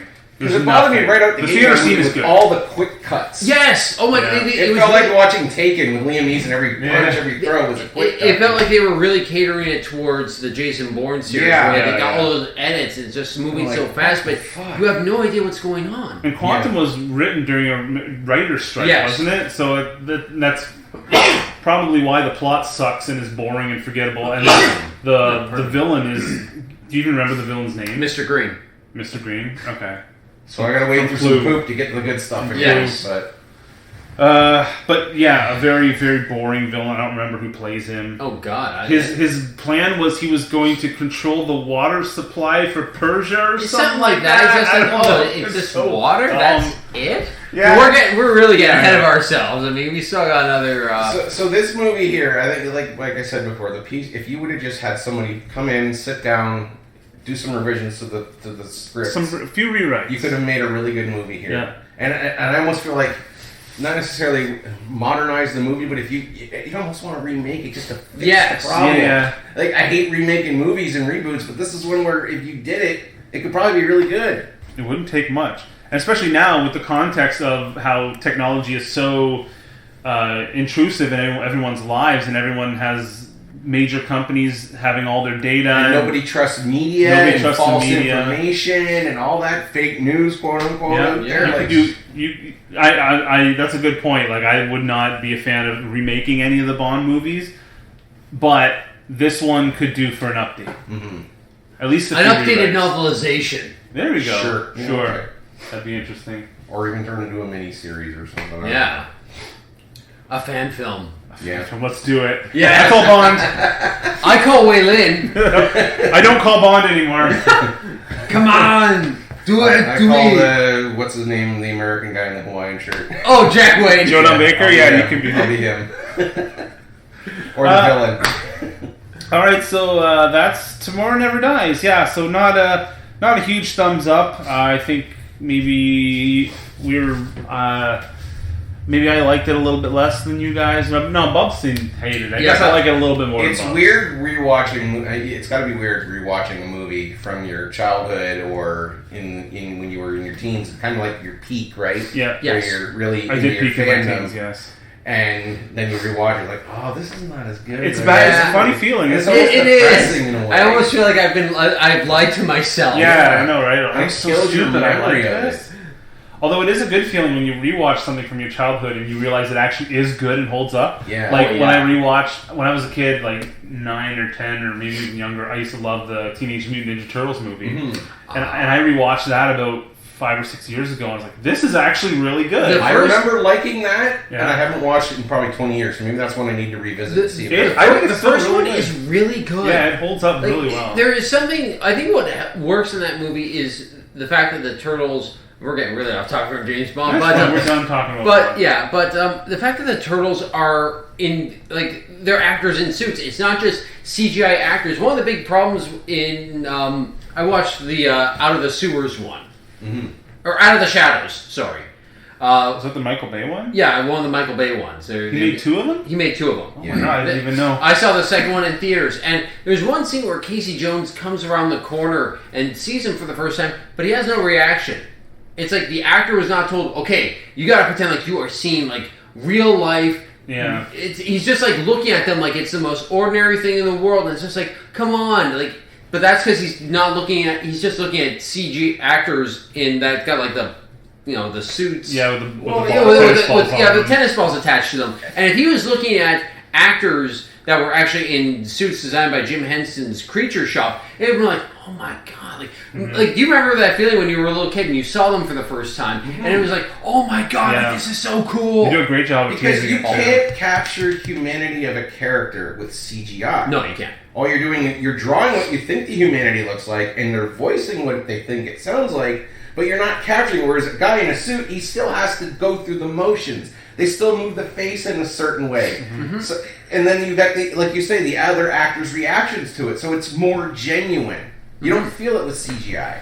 And plus, Megan Fox in those movies, it's just kind of like, oh God, I mean, She can't act. no, she can't. Like, She's something to look at. Yeah, but that's it. about It's kind of like, unfortunately. But I remember the original April O'Neil being hot. I don't remember who played her, and she was Judith good in Hoag. the movie. Oh, wow, I didn't even know that. Yeah. What was she in other than that? Anything?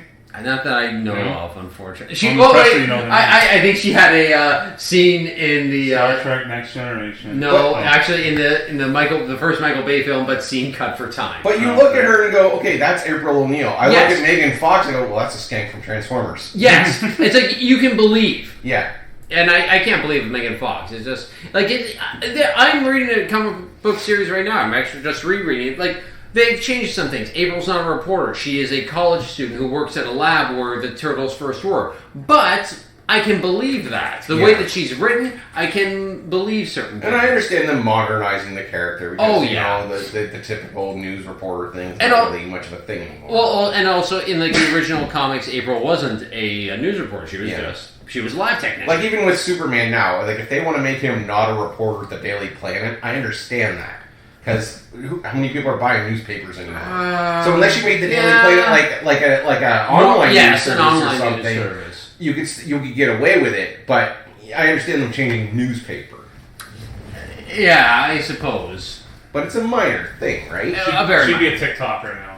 Yeah. Oh God! Influencer. Social media influencer. Yeah. This will look great for my Instagram story. Yeah. I'm going lots to of vomit followers. on this podcast. Don't.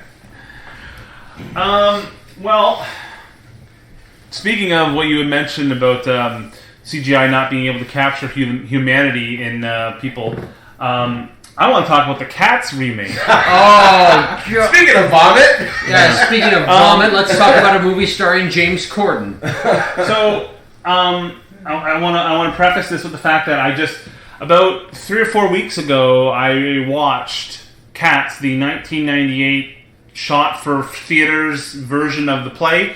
It wasn't. I'm sure you guys have never seen it. It wasn't just the recording of the Broadway play. It was shot specifically for. It was on the stage of the Broadway play, but shot for a video release. Right, I've seen things like that. Yeah, I've seen stuff like that too. Yeah. And I'd never seen Cats before. But I'm a fan of musicals, so I wanted to check it out. And it seems like that would be the way to see it, not as a movie, but as the way you watch. That was absolutely. It translates better, particularly because the way they shoot it, it's not all shot in one take. It's not like one whole performance like in the theater. They do shots that are close-ups. They'll do like B-roll shots of like during songs or whatever. You'll see Cats in the background doing stuff, and they do close-ups and they do like pans and stuff like that. It's cinematic, but it's the play just shot cinematically, Right. and it's absolutely the best way, I think, if you're not going to see the play yourself, to view something like that. And I watched it, and I completely fell in love with it. I gave it a 5 out of 5. I was completely Well, entertained. there's a reason why it's like one of the number one longest running It's the Yeah. second. of all It's the time. second longest behind Phantom of the Opera. I was going to guess because Phantom the longest. Yeah, I think it started in 1983 or 4 or something like Yeah. that. Wow. So that you experience it as close to the real way you're supposed to. Yeah. But from everything from the makeup to the costumes, the songs, I've been listening to the soundtrack over and over again. The sets, it was just a fucking masterpiece. I absolutely loved it. And I had no intention of watching the Cats remake, because obviously I'd heard all the bad things about it. But about a week ago, I decided, you know what? I'm probably not going to like it. If I do, great. I'm sure I won't, but at least maybe I'll have something to talk about on the podcast. So I watched the Cats remake, and the only thing you hear about this movie, or at least the only thing I've ever heard, is about how bad the CGI is. Everyone on YouTube and social media is just talking about the CGI. It's terrible, it's creepy, it's weird, and it is. It is 100%. I read that the reason why is because they had a deadline for the theater release, and the company they hired to do all the motion capture CGI wasn't finished yet, but they had to release the movie on time, and that's why the movie literally wasn't finished yet, and that's why it looks so bad. However, I watched the Blu-ray rip, which apparently was, before they put the Blu-ray out or released it to streaming, they gave it back to the studio and had them work on it more to enhance the CGI. It still doesn't look very good. I guess maybe it looks better than the theatrical version, but it still looks creepy and weird. But the thing I wanted to mention is, you only hear about the CGI being bad. The music is bad. The songs are bad. They change things in the movie. They change parts of the movie that are referenced in the songs, but don't change the songs. So it feels like nobody cares when making this movie. Like, for example, one of the villain cat of the play his name is McCavity, and there's a song about him. And in the movie, he's played by Idris Elba, who's actually one of the few parts I liked about the movie. I think he actually did a good job, and they expanded the character a little bit, because one thing I will say about the play is the plot is very sparse and very thin. It's open to interpretation. There's not a lot of plot. So they had to expand stuff for the movie, which I'm fine with. But anyway, so he's playing McCavity in this movie, and he's obviously a black man, so his face is black, so they make all his fur brown. He's a brown cat. But in McCavity's song, there's a line that says, McCavity's a ginger cat. They don't change it. So in the song, they say McCavity's a ginger cat. He's not anymore. But they're changing stuff and not changing the lyrics in the song. There's a song later on in the movie. The group of cats in the movie called the Jellicle Cats. That's the name of their group. Yeah. And in the later part of the movie, the entire group of cats are singing this song about what Jellicle cats are. So everyone has a different line. So the one cat's Jellicle cats are small. Jellicle cats are black and white. Jellicle cats are not too small. Jellicle cats have moonlit eyes. Every cat. One of the main themes of the play is individuality. So each individual cat is talking about what they think their group is, and they're conflicting. One cat says, Jellicle cats have moonlit eyes, and one of the cats says, Jellicle cats have all black eyes. So they're all different. But in the movie, instead of each individual, they have all the cats singing the same thing at once. So now it suddenly makes no sense that they're all saying these conflicting things. Yeah. So those are just two examples off the top of my head about how they make changes to the movie and don't change the songs, so that makes no sense. They also completely change the personalities of some of the characters without changing the songs, because the songs are all about the individual cats and their personalities and what they do and what their jobs are and what role they play in the group. So one of all the cats have really silly names. One of the cats' names is Jenny Anydots.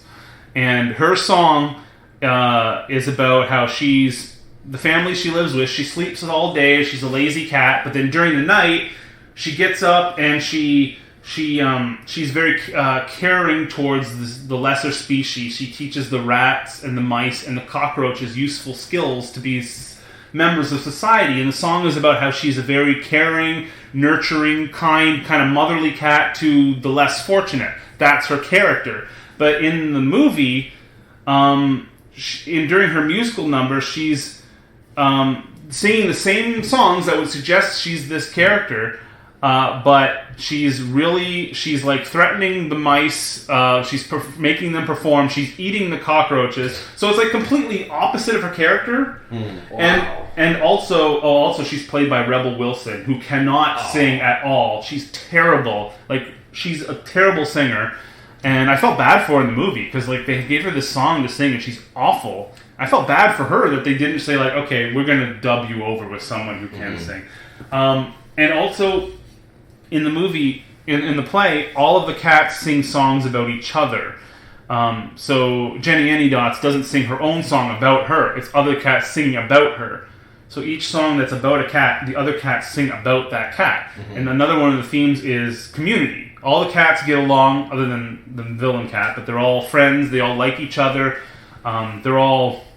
I don't want to get into the plot because it's kind of silly, but their leader is going to pick somebody to go to this place, this like heavenly place, to be reborn and get a better life. So they're all like championing each other to get this prize, and it really hammers home the community aspect of the group. But they changed it to the movie where each individual cat are singing about themselves instead, which makes them all seem conceited and selfish and unlikable. Written by a millennial. Yeah. Millennial transcribed the play, didn't understand the play, just made it with that sensibility. Whoever made this, they did not understand the basic plot of it. They didn't care. Yeah. So instead of all the cats that you love singing like, pick this person, she's great, she does all this stuff, it's like, I'm great, pick me, I'm the greatest thing ever. And it completely changes all the characters. None of the characters are likable, whereas in the play they're incredibly likable and sweet and interesting. This one, they're all self-absorbed narcissists. It's absolutely terrible. The main cat, their leader, is played by Judi Dench. Judi Dench, I love her. She cannot sing. Or if she could sing, that was 40 years ago, and now that she's fucking 80 years old or whatever, she cannot sing anymore. No. So they give her her songs are sung kind of like in a half sing, half spoken word. Oh. It's terrible. It's terrible. There's no rhythm, there's no rhyme. She doesn't even hit notes. She's just kind of singing in her normal voice. It's awful. They kind of do that sometimes to cover for the fact that somebody cannot sing. Yeah, that's clearly what it was. There's another cat who's supposed to be an old cat named Gus. He's like the oldest of the group. He's played by Ian McKellen. Oh, I didn't even know which he was in it. Yeah, he is. Again, maybe it's because he's old. He does this half singing, half spoken word version of his song, and it's terrible. He sounds tired. I mean, he's playing an old cat, so it makes sense. But it's nice seeing him because he's Ian McKellen, but his song is terrible because he can't sing and he's not even trying. Almost everything about the music is bad. And I guess my main point before I started rambling is that you hear about the CGI being bad. Yeah. That's just the surface problem. That's just you look at the movie and say, oh, that looks bad. But if you watch the original and then watch this movie, there's so many more flaws in the CGI. Well, I think a lot of people didn't get past the CGI because they probably just saw the trailer and clips from the movie and said, fuck it, I'm not watching this. Exactly. It looks like shit. And it's even worse. In musicals, especially weird ones like Cats, because Cats is a pretty weird play. It's niche, so I'm sure a lot of people, didn't watch the whole thing or just watched the trailer and just judged it by that. But yeah, there's even more things I could think of. But the main problem is that they just changed so much and made the songs completely. They didn't change the songs to reflect it. They also wrote a new song. Actually, it was actually written by Taylor Swift and Andrew Lloyd Webber for the play or for the movie. Taylor Swift is in it, and I actually thought her performance was one of the few I liked. I liked her in it, although they changed her character. Whatever, they completely changed her character, so it doesn't make sense anymore. But whatever. I thought the new song, was terrible.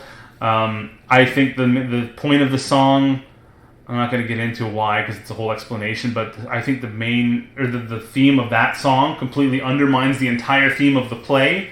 One of the themes of the play is belonging to a group.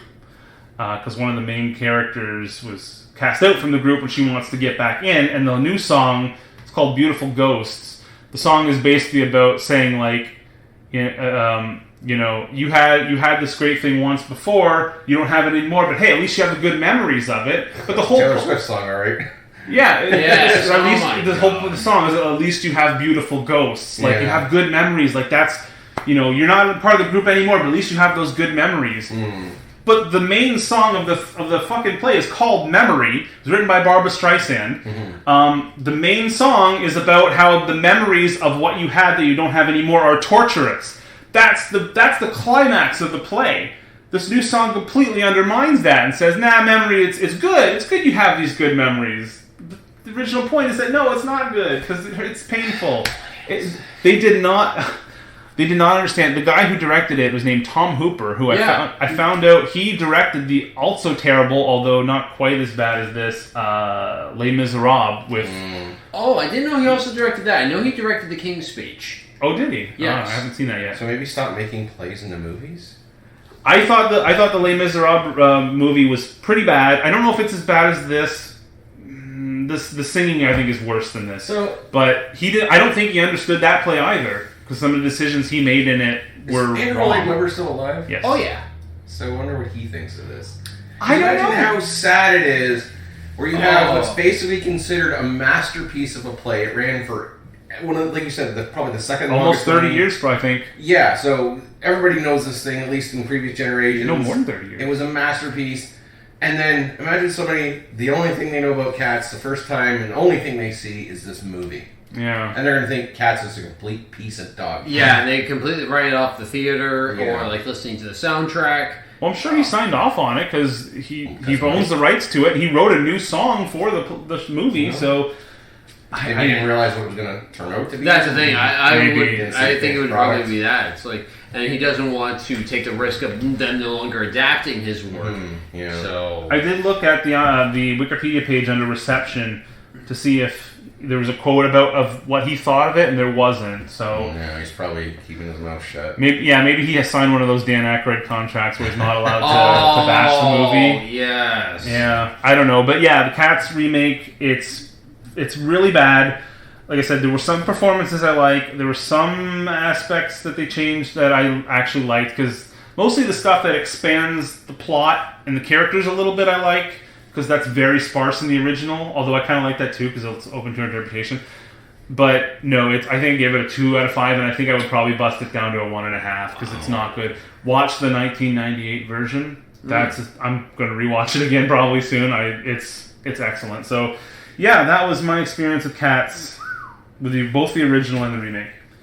Meeeow. Bubs, have you seen the new Beavis and Butthead? I did. What did you think of it? It was okay. Yeah, I thought they played it a little safe. really? I did. Oh. When they came to modern times, I thought they were going to get a little edgier, Well, there's that one scene in the college. There Where was. Which is It probably was. Where they go about white privilege? Yeah, have you seen it? I've seen Yeah. the scene, not the whole movie. But to me, it kind of seems like they ran out of stuff after that, and they just kind of floated until they got back to their present time again. Yeah. I'm with you. I liked it. I didn't love it. The thing I was annoyed with the most, or disappointed with the most, is like every single thing that's funny in the movie comes from Beavis and Butthead. Yes. None of the other characters have any jokes. They're not funny, and Which is very different in Beavis and Butthead Do America, because Robert Stack's character it's hilarious. is great in that movie. Oh, yes! Yep. Tom Anderson is in that movie, Yes. and he's funny, and even Bruce Willis and Demi Moore's characters are kind of funny. The principal, the hippie Yep. teacher. And you didn't really The get old into lady the- on the bus. Oh, yes! is fucking I'm gonna hilarious. hit the shots! There are so many slots in yes. Vegas. Oh, she's There so were- funny. Yeah, so the side characters are kind of lame. You didn't get a lot of like the established Beavis and Butthead. Like where was Stewart and No Stewart. no Daria or I no think Principal Van Driesen was in McVicker. for like a second. Maybe He was in one scene briefly. McVicker was in the courtroom scene, but he Yeah. didn't have any lines no or anything. Tom Anderson. you No, know. the bully characters. Todd. Todd. No Yeah. Todd. Yeah, so no side characters really. None of the other characters are funny at all. In fact, basically, whenever Beavis and Butthead weren't on screen, there was nothing funny. The woman, I forget can't remember her name. but you know who I mean, the senator or whatever. Yeah. Her assistant was really annoying. I felt like they were trying to make him the comic relief when Beavis and Butthead weren't around, but he was really, really annoying. Yes. The plot is also pretty much an exact copy of Beavis and Butthead Do America. Yeah. Which is fine. It's a comedy movie. It's a structure I went behind into it with jokes a low on. bar, so Me the too. fact that they just didn't stray too far from the format and kept a lot of the humor the same, I was okay with. Like, it wasn't exactly repeating jokes, but they didn't try to make it something it wasn't. It's like, hey, remember Beavis and Butthead? Here's a nice extra episode of it. It was fine. Oh, I guess there was I did like Smart Beavis and Smart Butthead. Yes. I thought they were funny, and the twist ending I thought was really funny. Mm-hmm. It kind of subverts the whole plot, which I thought was funny. Where the thing with the portal, where the other guy goes in and he's like, "Oh, I guess we didn't need them after all. I guess we could have just thrown a brick in." And that was pretty good. My other complaint: no soundtrack. No, that was a big soundtrack. thing. Beavis and Butthead Do America was huge. Yes. Maybe- Whenever I hear Roller Coaster of Love, I think that movie. Yeah, there's a great Ozzy song on there. There's Yeah. a No Doubt song on there. There's a bunch of good songs on the first soundtrack. This one didn't really have that at all. No, it didn't at all. But I did think there was a lot of good Beavis and Butthead humor. There's a really good scene. I like in Beavis and Butthead whenever Beavis is separated from Butthead, like that scene where he's talking to Siri in the hotel room. I've seen that. I think that was brilliant. I love that scene. I like the little moment in the movie where they split up, where they're mad at each other and they split up because they act differently when they're not around each other. And I think that's really clever and smart. I mean, as smart as a Beavis and Butthead movie can be. So Even them just playing with the rocket thing with the arm, I still laughed my ass that was off. really funny. Yeah. It's so juvenile, but I don't care. I get what I wanted out of it. My favorite part of the movie was when Beavis is in love with this woman, and I can't remember the line, but he's like he says he knows that he's in love with her because he wants to be with her even though he doesn't have a boner. Yeah. And that's how he knows he's in love. And Butthead's like, "Oh, look at me, I'm Beavis. I don't have a boner." Really fun. I love that moment. That's probably my biggest laugh in the movie. So I recommend it. yes, if you like Beavis and Butthead, it's more Beavis and Butthead. I didn't regret watching it. It's good. It's just I wish it was a lot better. That white privilege scene is really fun. Oh, yes. Well, it seemed like it came out of nowhere. Like, I heard rumors for years that they were going to bring back the show. And Yeah. like, okay, what are they going to do? Are they going to watch, like, YouTube videos or TikTok or something? But then all of a sudden, like, a couple months ago, you're like, oh, there's a new Beavis and Butthead movie coming out in June. Like, really? I don't know Okay. if... what I was wondering is if the show... I know there was going to be a show. Is there still going to be a show? Or did they retool the show into the movie? Yeah. Quite possible. Or maybe they're doing the movie as like kind of a... Testing the waters for the show. Like if this gets good Well, it went direct viewership. to streaming. Paramount Plus. Paramount Plus, yeah. So Which I didn't subscribe to Paramount something Plus else. to see it. No, neither did I. Something else to watch other than crappy Star Trek, I guess. Yeah. Wouldn't that be funny if it got more views than all the Star Treks combined? I That wouldn't would be be great. Well, all the current Star Treks. Current Star Trek. Yeah. I wouldn't be surprised by that. In the Is very least. classic Star Trek on Paramount Plus? I think it's still on Netflix. It's isn't still on It's still on Netflix. Oh, yeah, Netflix but Canada, Paramount yes. owns the movies, right? Yes. They probably don't own the TV show. No, they do own the TV show. they? They know that it would play at the end of DS9, TNG, and Voyager. Oh, okay. And Enterprise too, yeah. Of course.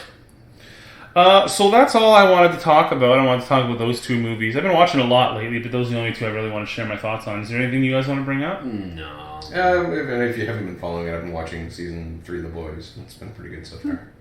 So I we haven't got unfortunately another haven't show. watched it. I know I've said it a million times, but I'm just done with superheroes. I kind of feel Even like if it's good, I just don't care anymore. the only thing I can really get excited about superheroes anymore in terms of media outside of comics is actually animated stuff. And it's just like, just not interested. I mean, they're I want to see what they are going to do with this new Batman cartoon, but other than that, it's like no, like, just leave it. More Batman! Yay! Well, Never ends. they do what's popular. I mean, That's all that DC Comics is making money on Yes. anymore. It's just Batman. And I don't even think they're making much money on Batman. No. It's so diluted now. Haven't like their last sales figures been like the worst of all time? I don't know of all time, but The movie pretty did bad. really well. it's like, well, let's put it this way: well, you only got like 9 in the top 50, and they're all Batman. And they're all books. Batman. It's like, yeah. Do they still have that Batman glut that they had a few years ago where there was like 21 ongoing Batman series? Not quite. It also depends on what you mean by Batman, because Comics that mainly feature Batman. okay, majorly feature Batman. They got about like 8 or 9. 8 or 9? Well, So you know the Batman multiverse is coming. Oh, I remember a few years ago there was like almost 20 of them. I think we counted them one time. yeah, and it was absurd, and it's kind of like give Batman a rest. It's like, You guys want to do some trivia? yes. Let's do it. Okay, I found it a good way that we can play the Leonard Maltin movie game, even though I lost my Leonard Maltin book. Oh. And it was from 2011 anyway, so it was way Oh. outdated. I found a website that just picks a random movie. Oh. And it gives the year, the star rating, the director, the top 3 starring, the synopsis, and the genre. So it gives us all the information we could ever want here. Okay. So, to refresh everyone's memory of the Leonard Maltin movie game, we pick a random movie. One person of the 3 picks a random movie, and then gives the the year and the genre, and then the other 2 try to guess it based on that. And if they do, they get 5 points. If they can't guess it, the person reads the director, and if they guess it, that's worth 4 points. And then they read the first star of it, that's worth 2 points. Right? Was that 2? Then they read the... No, that would have been 3. Yeah. And then they read the second actor, that's worth 2. And then for the last 1 point, if they haven't got it, you can read the plot synopsis. Okay. So that's how it goes. So, I forget, I'm playing in this game, so I'm going to have to put me on the scoreboard here. Okay. Random missile, my jizzle. And I think we usually do first to 20 wins. I thought we always did 10, but yeah, if you want to do 20, that's fine. Well, we can get up to 5 points per question. Sure. That'd be a very short game. Okay, so I'm going to pick a random movie here. Alright. And if there's one you like, I'm not going to do keys all that because I don't know that. So let's pick another one. When you guys do it, there's next movie up in the corner next here. movie, That'll okay. just pick a new random Okay. one. Okay, so here's the movie. 1937 fantasy. Wizard of Oz. Nope. Fantasia? Nope. Directed by David Hand. Song of the South. No. No. Gone with the Wind. Nope. For 3 points, stars Adriana Caselotti. Song of the North. No. The Italian Job. No. You won't know the next one. Well, the guy's the director's name was Hand. Also starring Lucille Laverne. Hello, Oh, Laverne.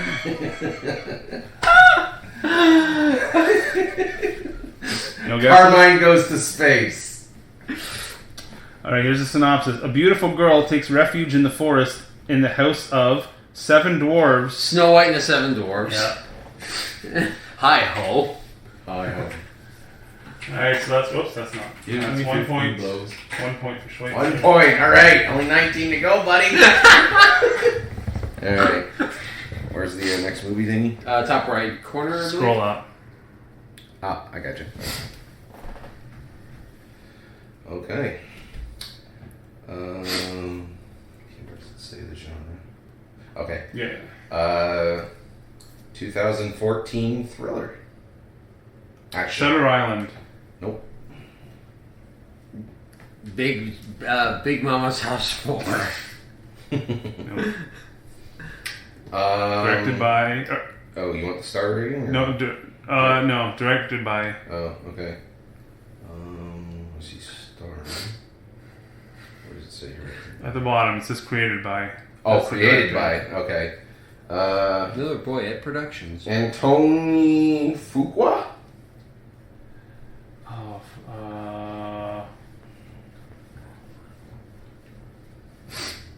Oh, The Magnificent Seven. Nope. Pass. This is starring Yeah, the first one. Denzel Washington. John Q. Nope. No, that's not 2014. The Equalizer. Correct. Oh, good one. That's 3 points. Nice job, sir. Okay.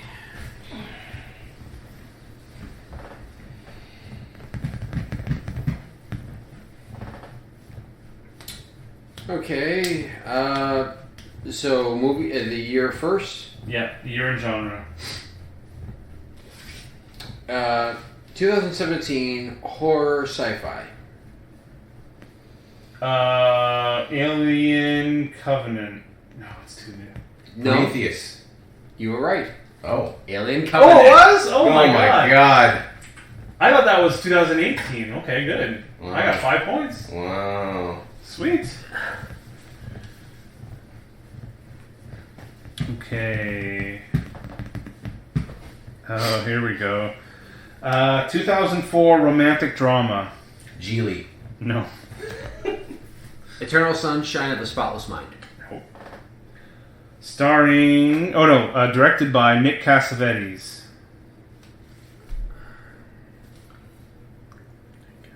Jersey Girl. No. Just naming terrible movies. You said 2004 romantic comedy? Romantic drama. Romantic drama. After the Sunset? Nope. Starring Rachel McAdams. She's All That. Nope. Enchanted. Nope. Also starring Ryan Gosling. Oh, The Notebook. Notebook. There you go. 2 points for Bubs. I don't Okay. know On the that. board. I was forced to watch that movie. Oh, okay. It was very long. 2011 Adventure. Indiana Jones and the Kingdom of the Crystal Skull. Incorrect. 4 years too late. Wait, I said 2011, right? Yes. Yeah. Okay. Pass. This is directed by now, right? Yep. Okay. Dominic Sena? S-E-N-A? 2001 or 2011 action. Adventure fantasy. Adventure fantasy. Action, yeah. Up? No. Adventure fantasy 2011. The Hobbit. One of them. No, those are Peter Jackson. Oh yeah, of course. Okay, well this is going to be a giveaway to somebody. Starring Nicolas Cage. The Sorcerer's Apprentice. Incorrect. Adventure fantasy. Fantasy. I have Ah, another guess. I have to wait till the next one. I don't know. Pass. Ron Perlman. Oh, Season of the Witch. Correct. Yeah. Movie I've seen. I figured it's Nicolas Cage. Yeah. As soon as I said it, you were going to know I- or guess it. Okay. For Hero Shaw movies. This one had a witch and it was wintertime, so it was a season. 2011 drama action. Traction. 2011 drama action.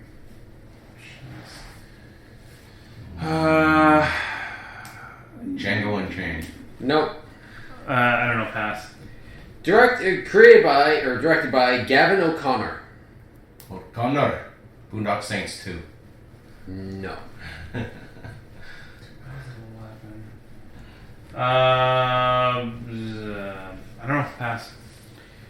Synopsis or No, starring. Oh, starring Joel Edgerton.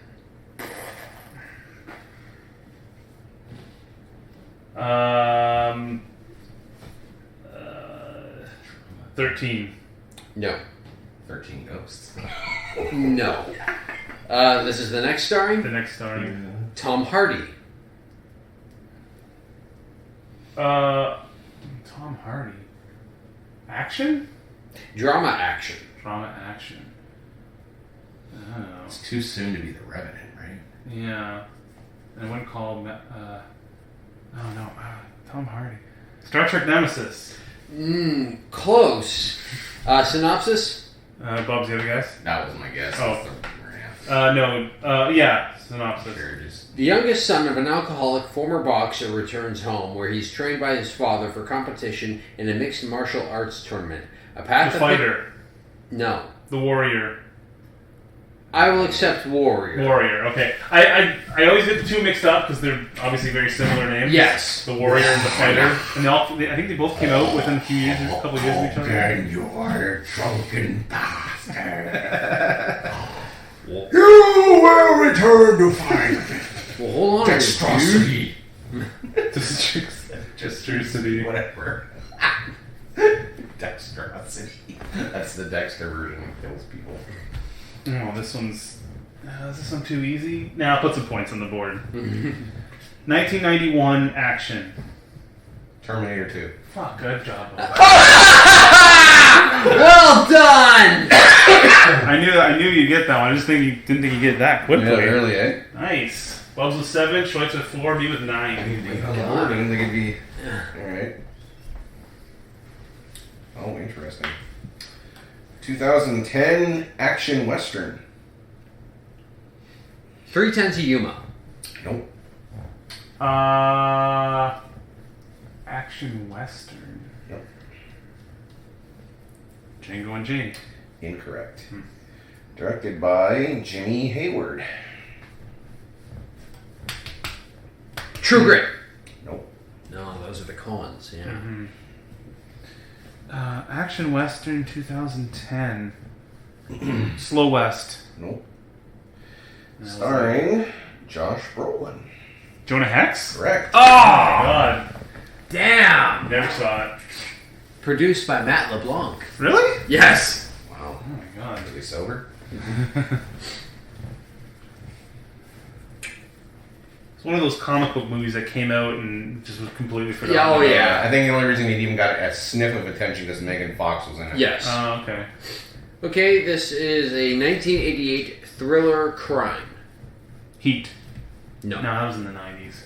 88 thriller. Was it 92? 93? Raw Deal. No. Directed by everyone's favorite pedophile, Roman Polanski. Oh. I guess I don't know his movies that well. Let's Go to Church. No. Crime movie. Crime action. I don't know if his movies at all. Yeah. I don't know, pass. Starring Harrison Ford. Witness? No. Oh, I was going to say that too, thank God. I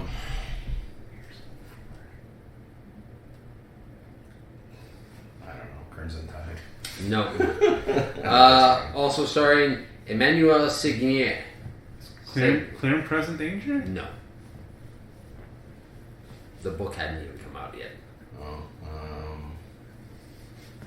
don't know. Indiana Jones 5, The Revenge of the Nonsense. No. Okay, so Synopsis. the wife of an American doctor suddenly vanishes in Paris, and to find her, he navigates a puzzling web of language, locale, laissez-faire cops, triplicate form filing bureaucrats, and the defiant, mysterious waif who knows more than she tells. I don't know. I have no clue. The way you were saying the F word, I thought you were so close. Frantic. I've never heard of that. I think I've heard of it, but I know nothing about it. I wanted to see it because it does look interesting, but I can't get behind you have watching a movie with. You have a hate boner for Roman I Polanski. don't blame you. I understand. I can usually separate the art from the person, Me but too. It's like after. Well, it's I like the stuff understand. that after he. right. Yeah, it's like so I can watch Chinatown, but I get it. I understand. All right, here we go. 1997 action comedy. Rush Hour. yeah. Nope.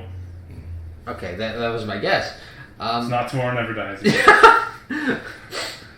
No, that would be action farce. Yeah. 19 action comedy? Yeah. No, Rush Hour. Pass. Directed by George Armitage. My name doesn't ring a bell. The Big Hit. Mm-mm. Big Lebowski? Mm-mm. Oh no, that's a Coens again, isn't it? Starring John Cusack. High Fidelity? Nope. No, God, that's Good guess. that was 2001. Oh, action yeah, action. That's what it says here. What's that old one? I don't know. I pass. Also starring Minnie Driver. Gross Point Blank? That's correct. Gross Point Oh. Blank. Good job. There you go. Thank you.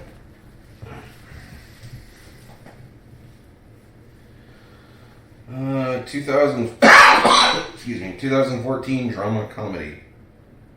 2014 drama comedy. Mm-hmm. It's kind of two opposites there. I know, right? 2014 drama comedy.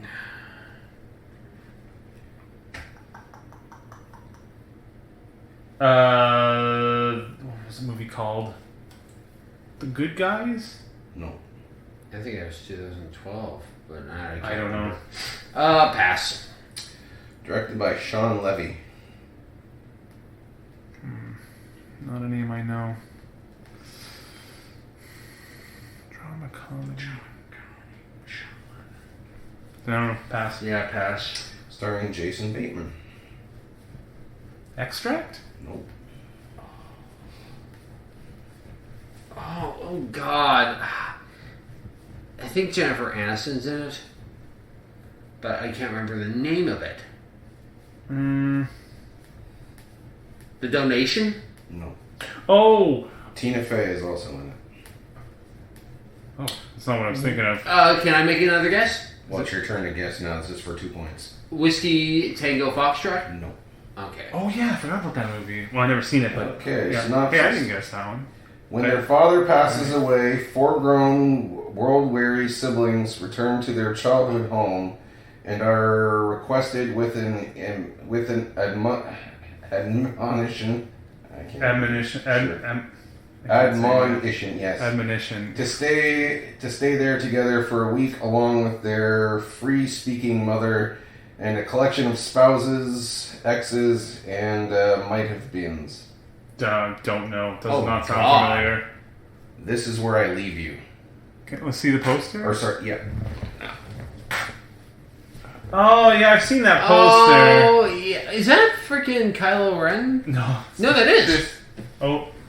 Oh yeah. Yeah, I can't. His Okay. name escapes me at the moment, but Adam Driver. Adam Driver. Yeah. No relation to Minnie, as far as I know. Okay, yeah, I've heard of the movie. I've seen that poster, but know nothing about it. Okay. 1999 comedy. Scary movie. Oh, good guess. No. 1989 comedy.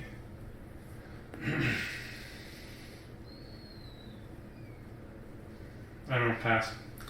Directed by Yoda himself, Frank Oz. Frank Oz. Muppets in Space? No. Oh, Good guess. idea with the Muppets. Good guess. Frank Oz. I don't know. Pass. Starring Steve Martin. Not Cheaper by the Bride. dozen? No. I said Father Bride. No. Either one of those? Not either one of those. This is also starring, right? Yeah. Also starring Eddie Murphy. Steve Martin, Eddie Murphy? It's not Bowfinger? It's Bowfinger. It's Bowfinger? That was 99? Bowfinger! Oh my god, so that's 3 points. I thought that was earlier than 99. Wow, okay, good. So 15. God, you've For got. me. I think that's what's starting to be called a commanding lead. Mm-hmm. I've never seen that one though. Not me either. Sounds like something should be good with those two in it. Yes, no kidding. Bowfinger? Yes. Yeah, it's pretty funny. I've seen it.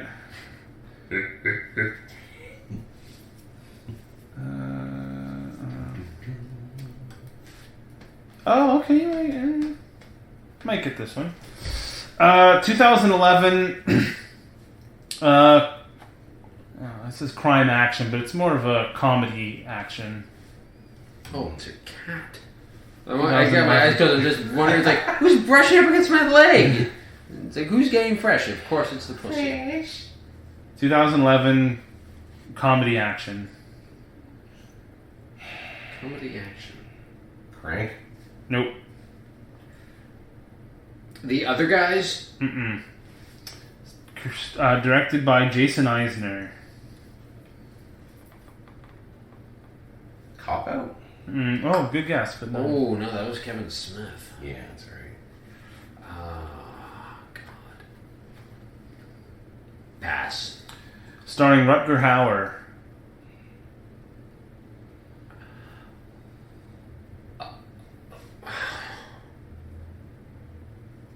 2011 comedy action starring Rutger Hauer. Bone Cop, Bad Cop? Nope.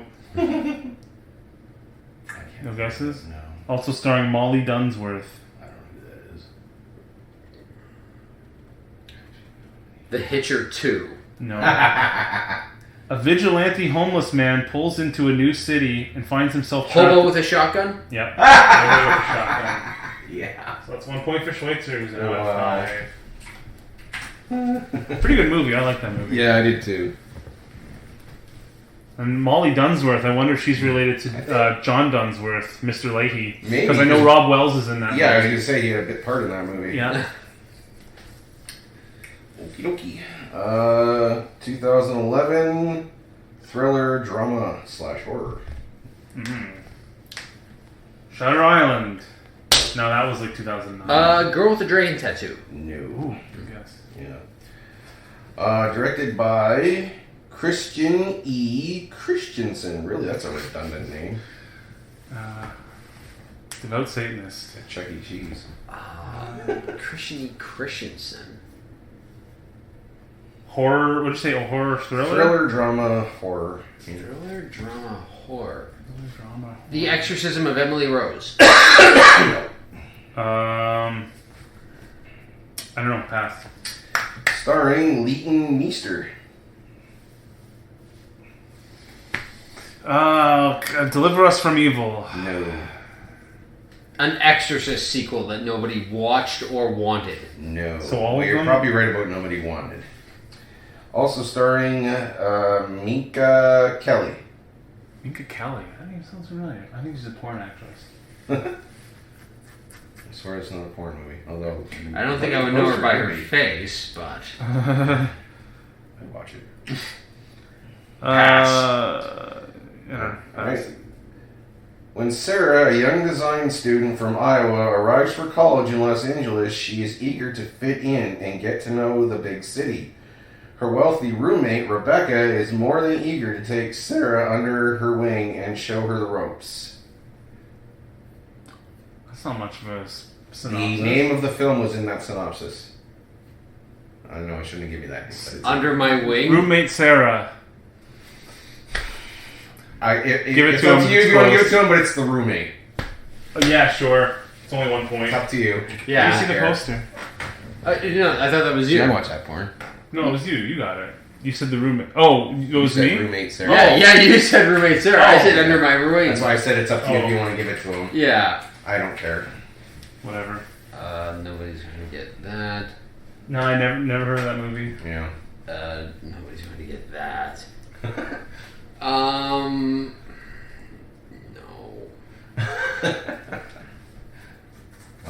Yes. A lot of bad ones here, right? 1993 adventure comedy. Romancing the Stone. No. I think it's a little earlier. 93. Ferngully. No. Directed by Duwayne Dunham. Duwayne. Wow. Duwayne. Dwayne. 93 adventure comedy. Yep.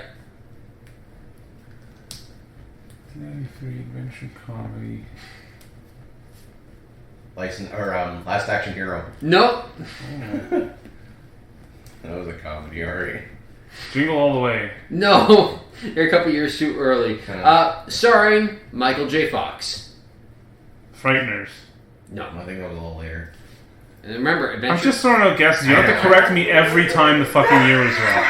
adventure comedy. 93, Michael J. Fox.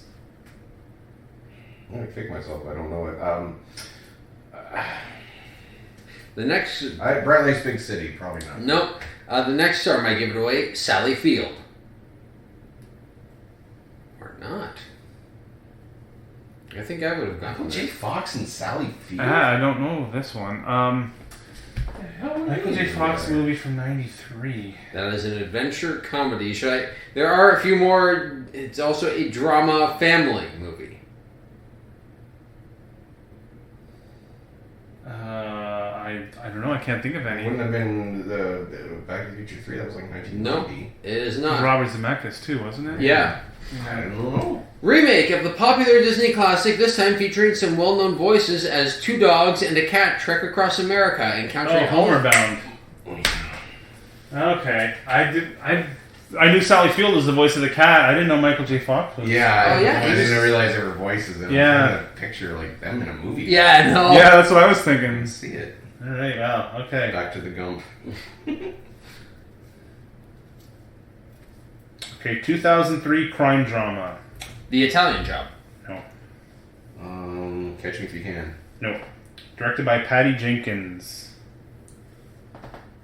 Why do I know that name? Patty I Jenkins. know why you know that name. Oh, yeah. Okay. James Cameron's ex-wife. The Departed? No, No. that's Scorsese. 2003, Patty Jenkins. Pass. Starring Charlize Theron. Monster. That's correct. For 3 points. Yeah, Patty Jenkins directed Wonder Woman. That I was thinking of someone Did else. she do the Hurt Locker too? Yes. That No. was Catherine Bigelow. That's what I'm getting them mixed up. Catherine Bigelow, yeah. Because she didn't do another movie until that Thor sequel. Oh, no, she was supposed to do the Thor sequel, but passed it. 1997 thriller science fiction. The Relic. No. Star Trek First Contact. No. 1996. I'm sorry to correct you. I shouldn't have done that. Directed by Andrew Nicole. Oh, Gattaca. Correct?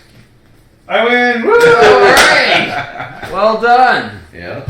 Nice. Let's See, see it's the the next only movie I know that Andrew Niccol directed. And the next movie would have been IT, which you might have put. Oh, Never heard of it. That's it with the abbreviations. Yeah.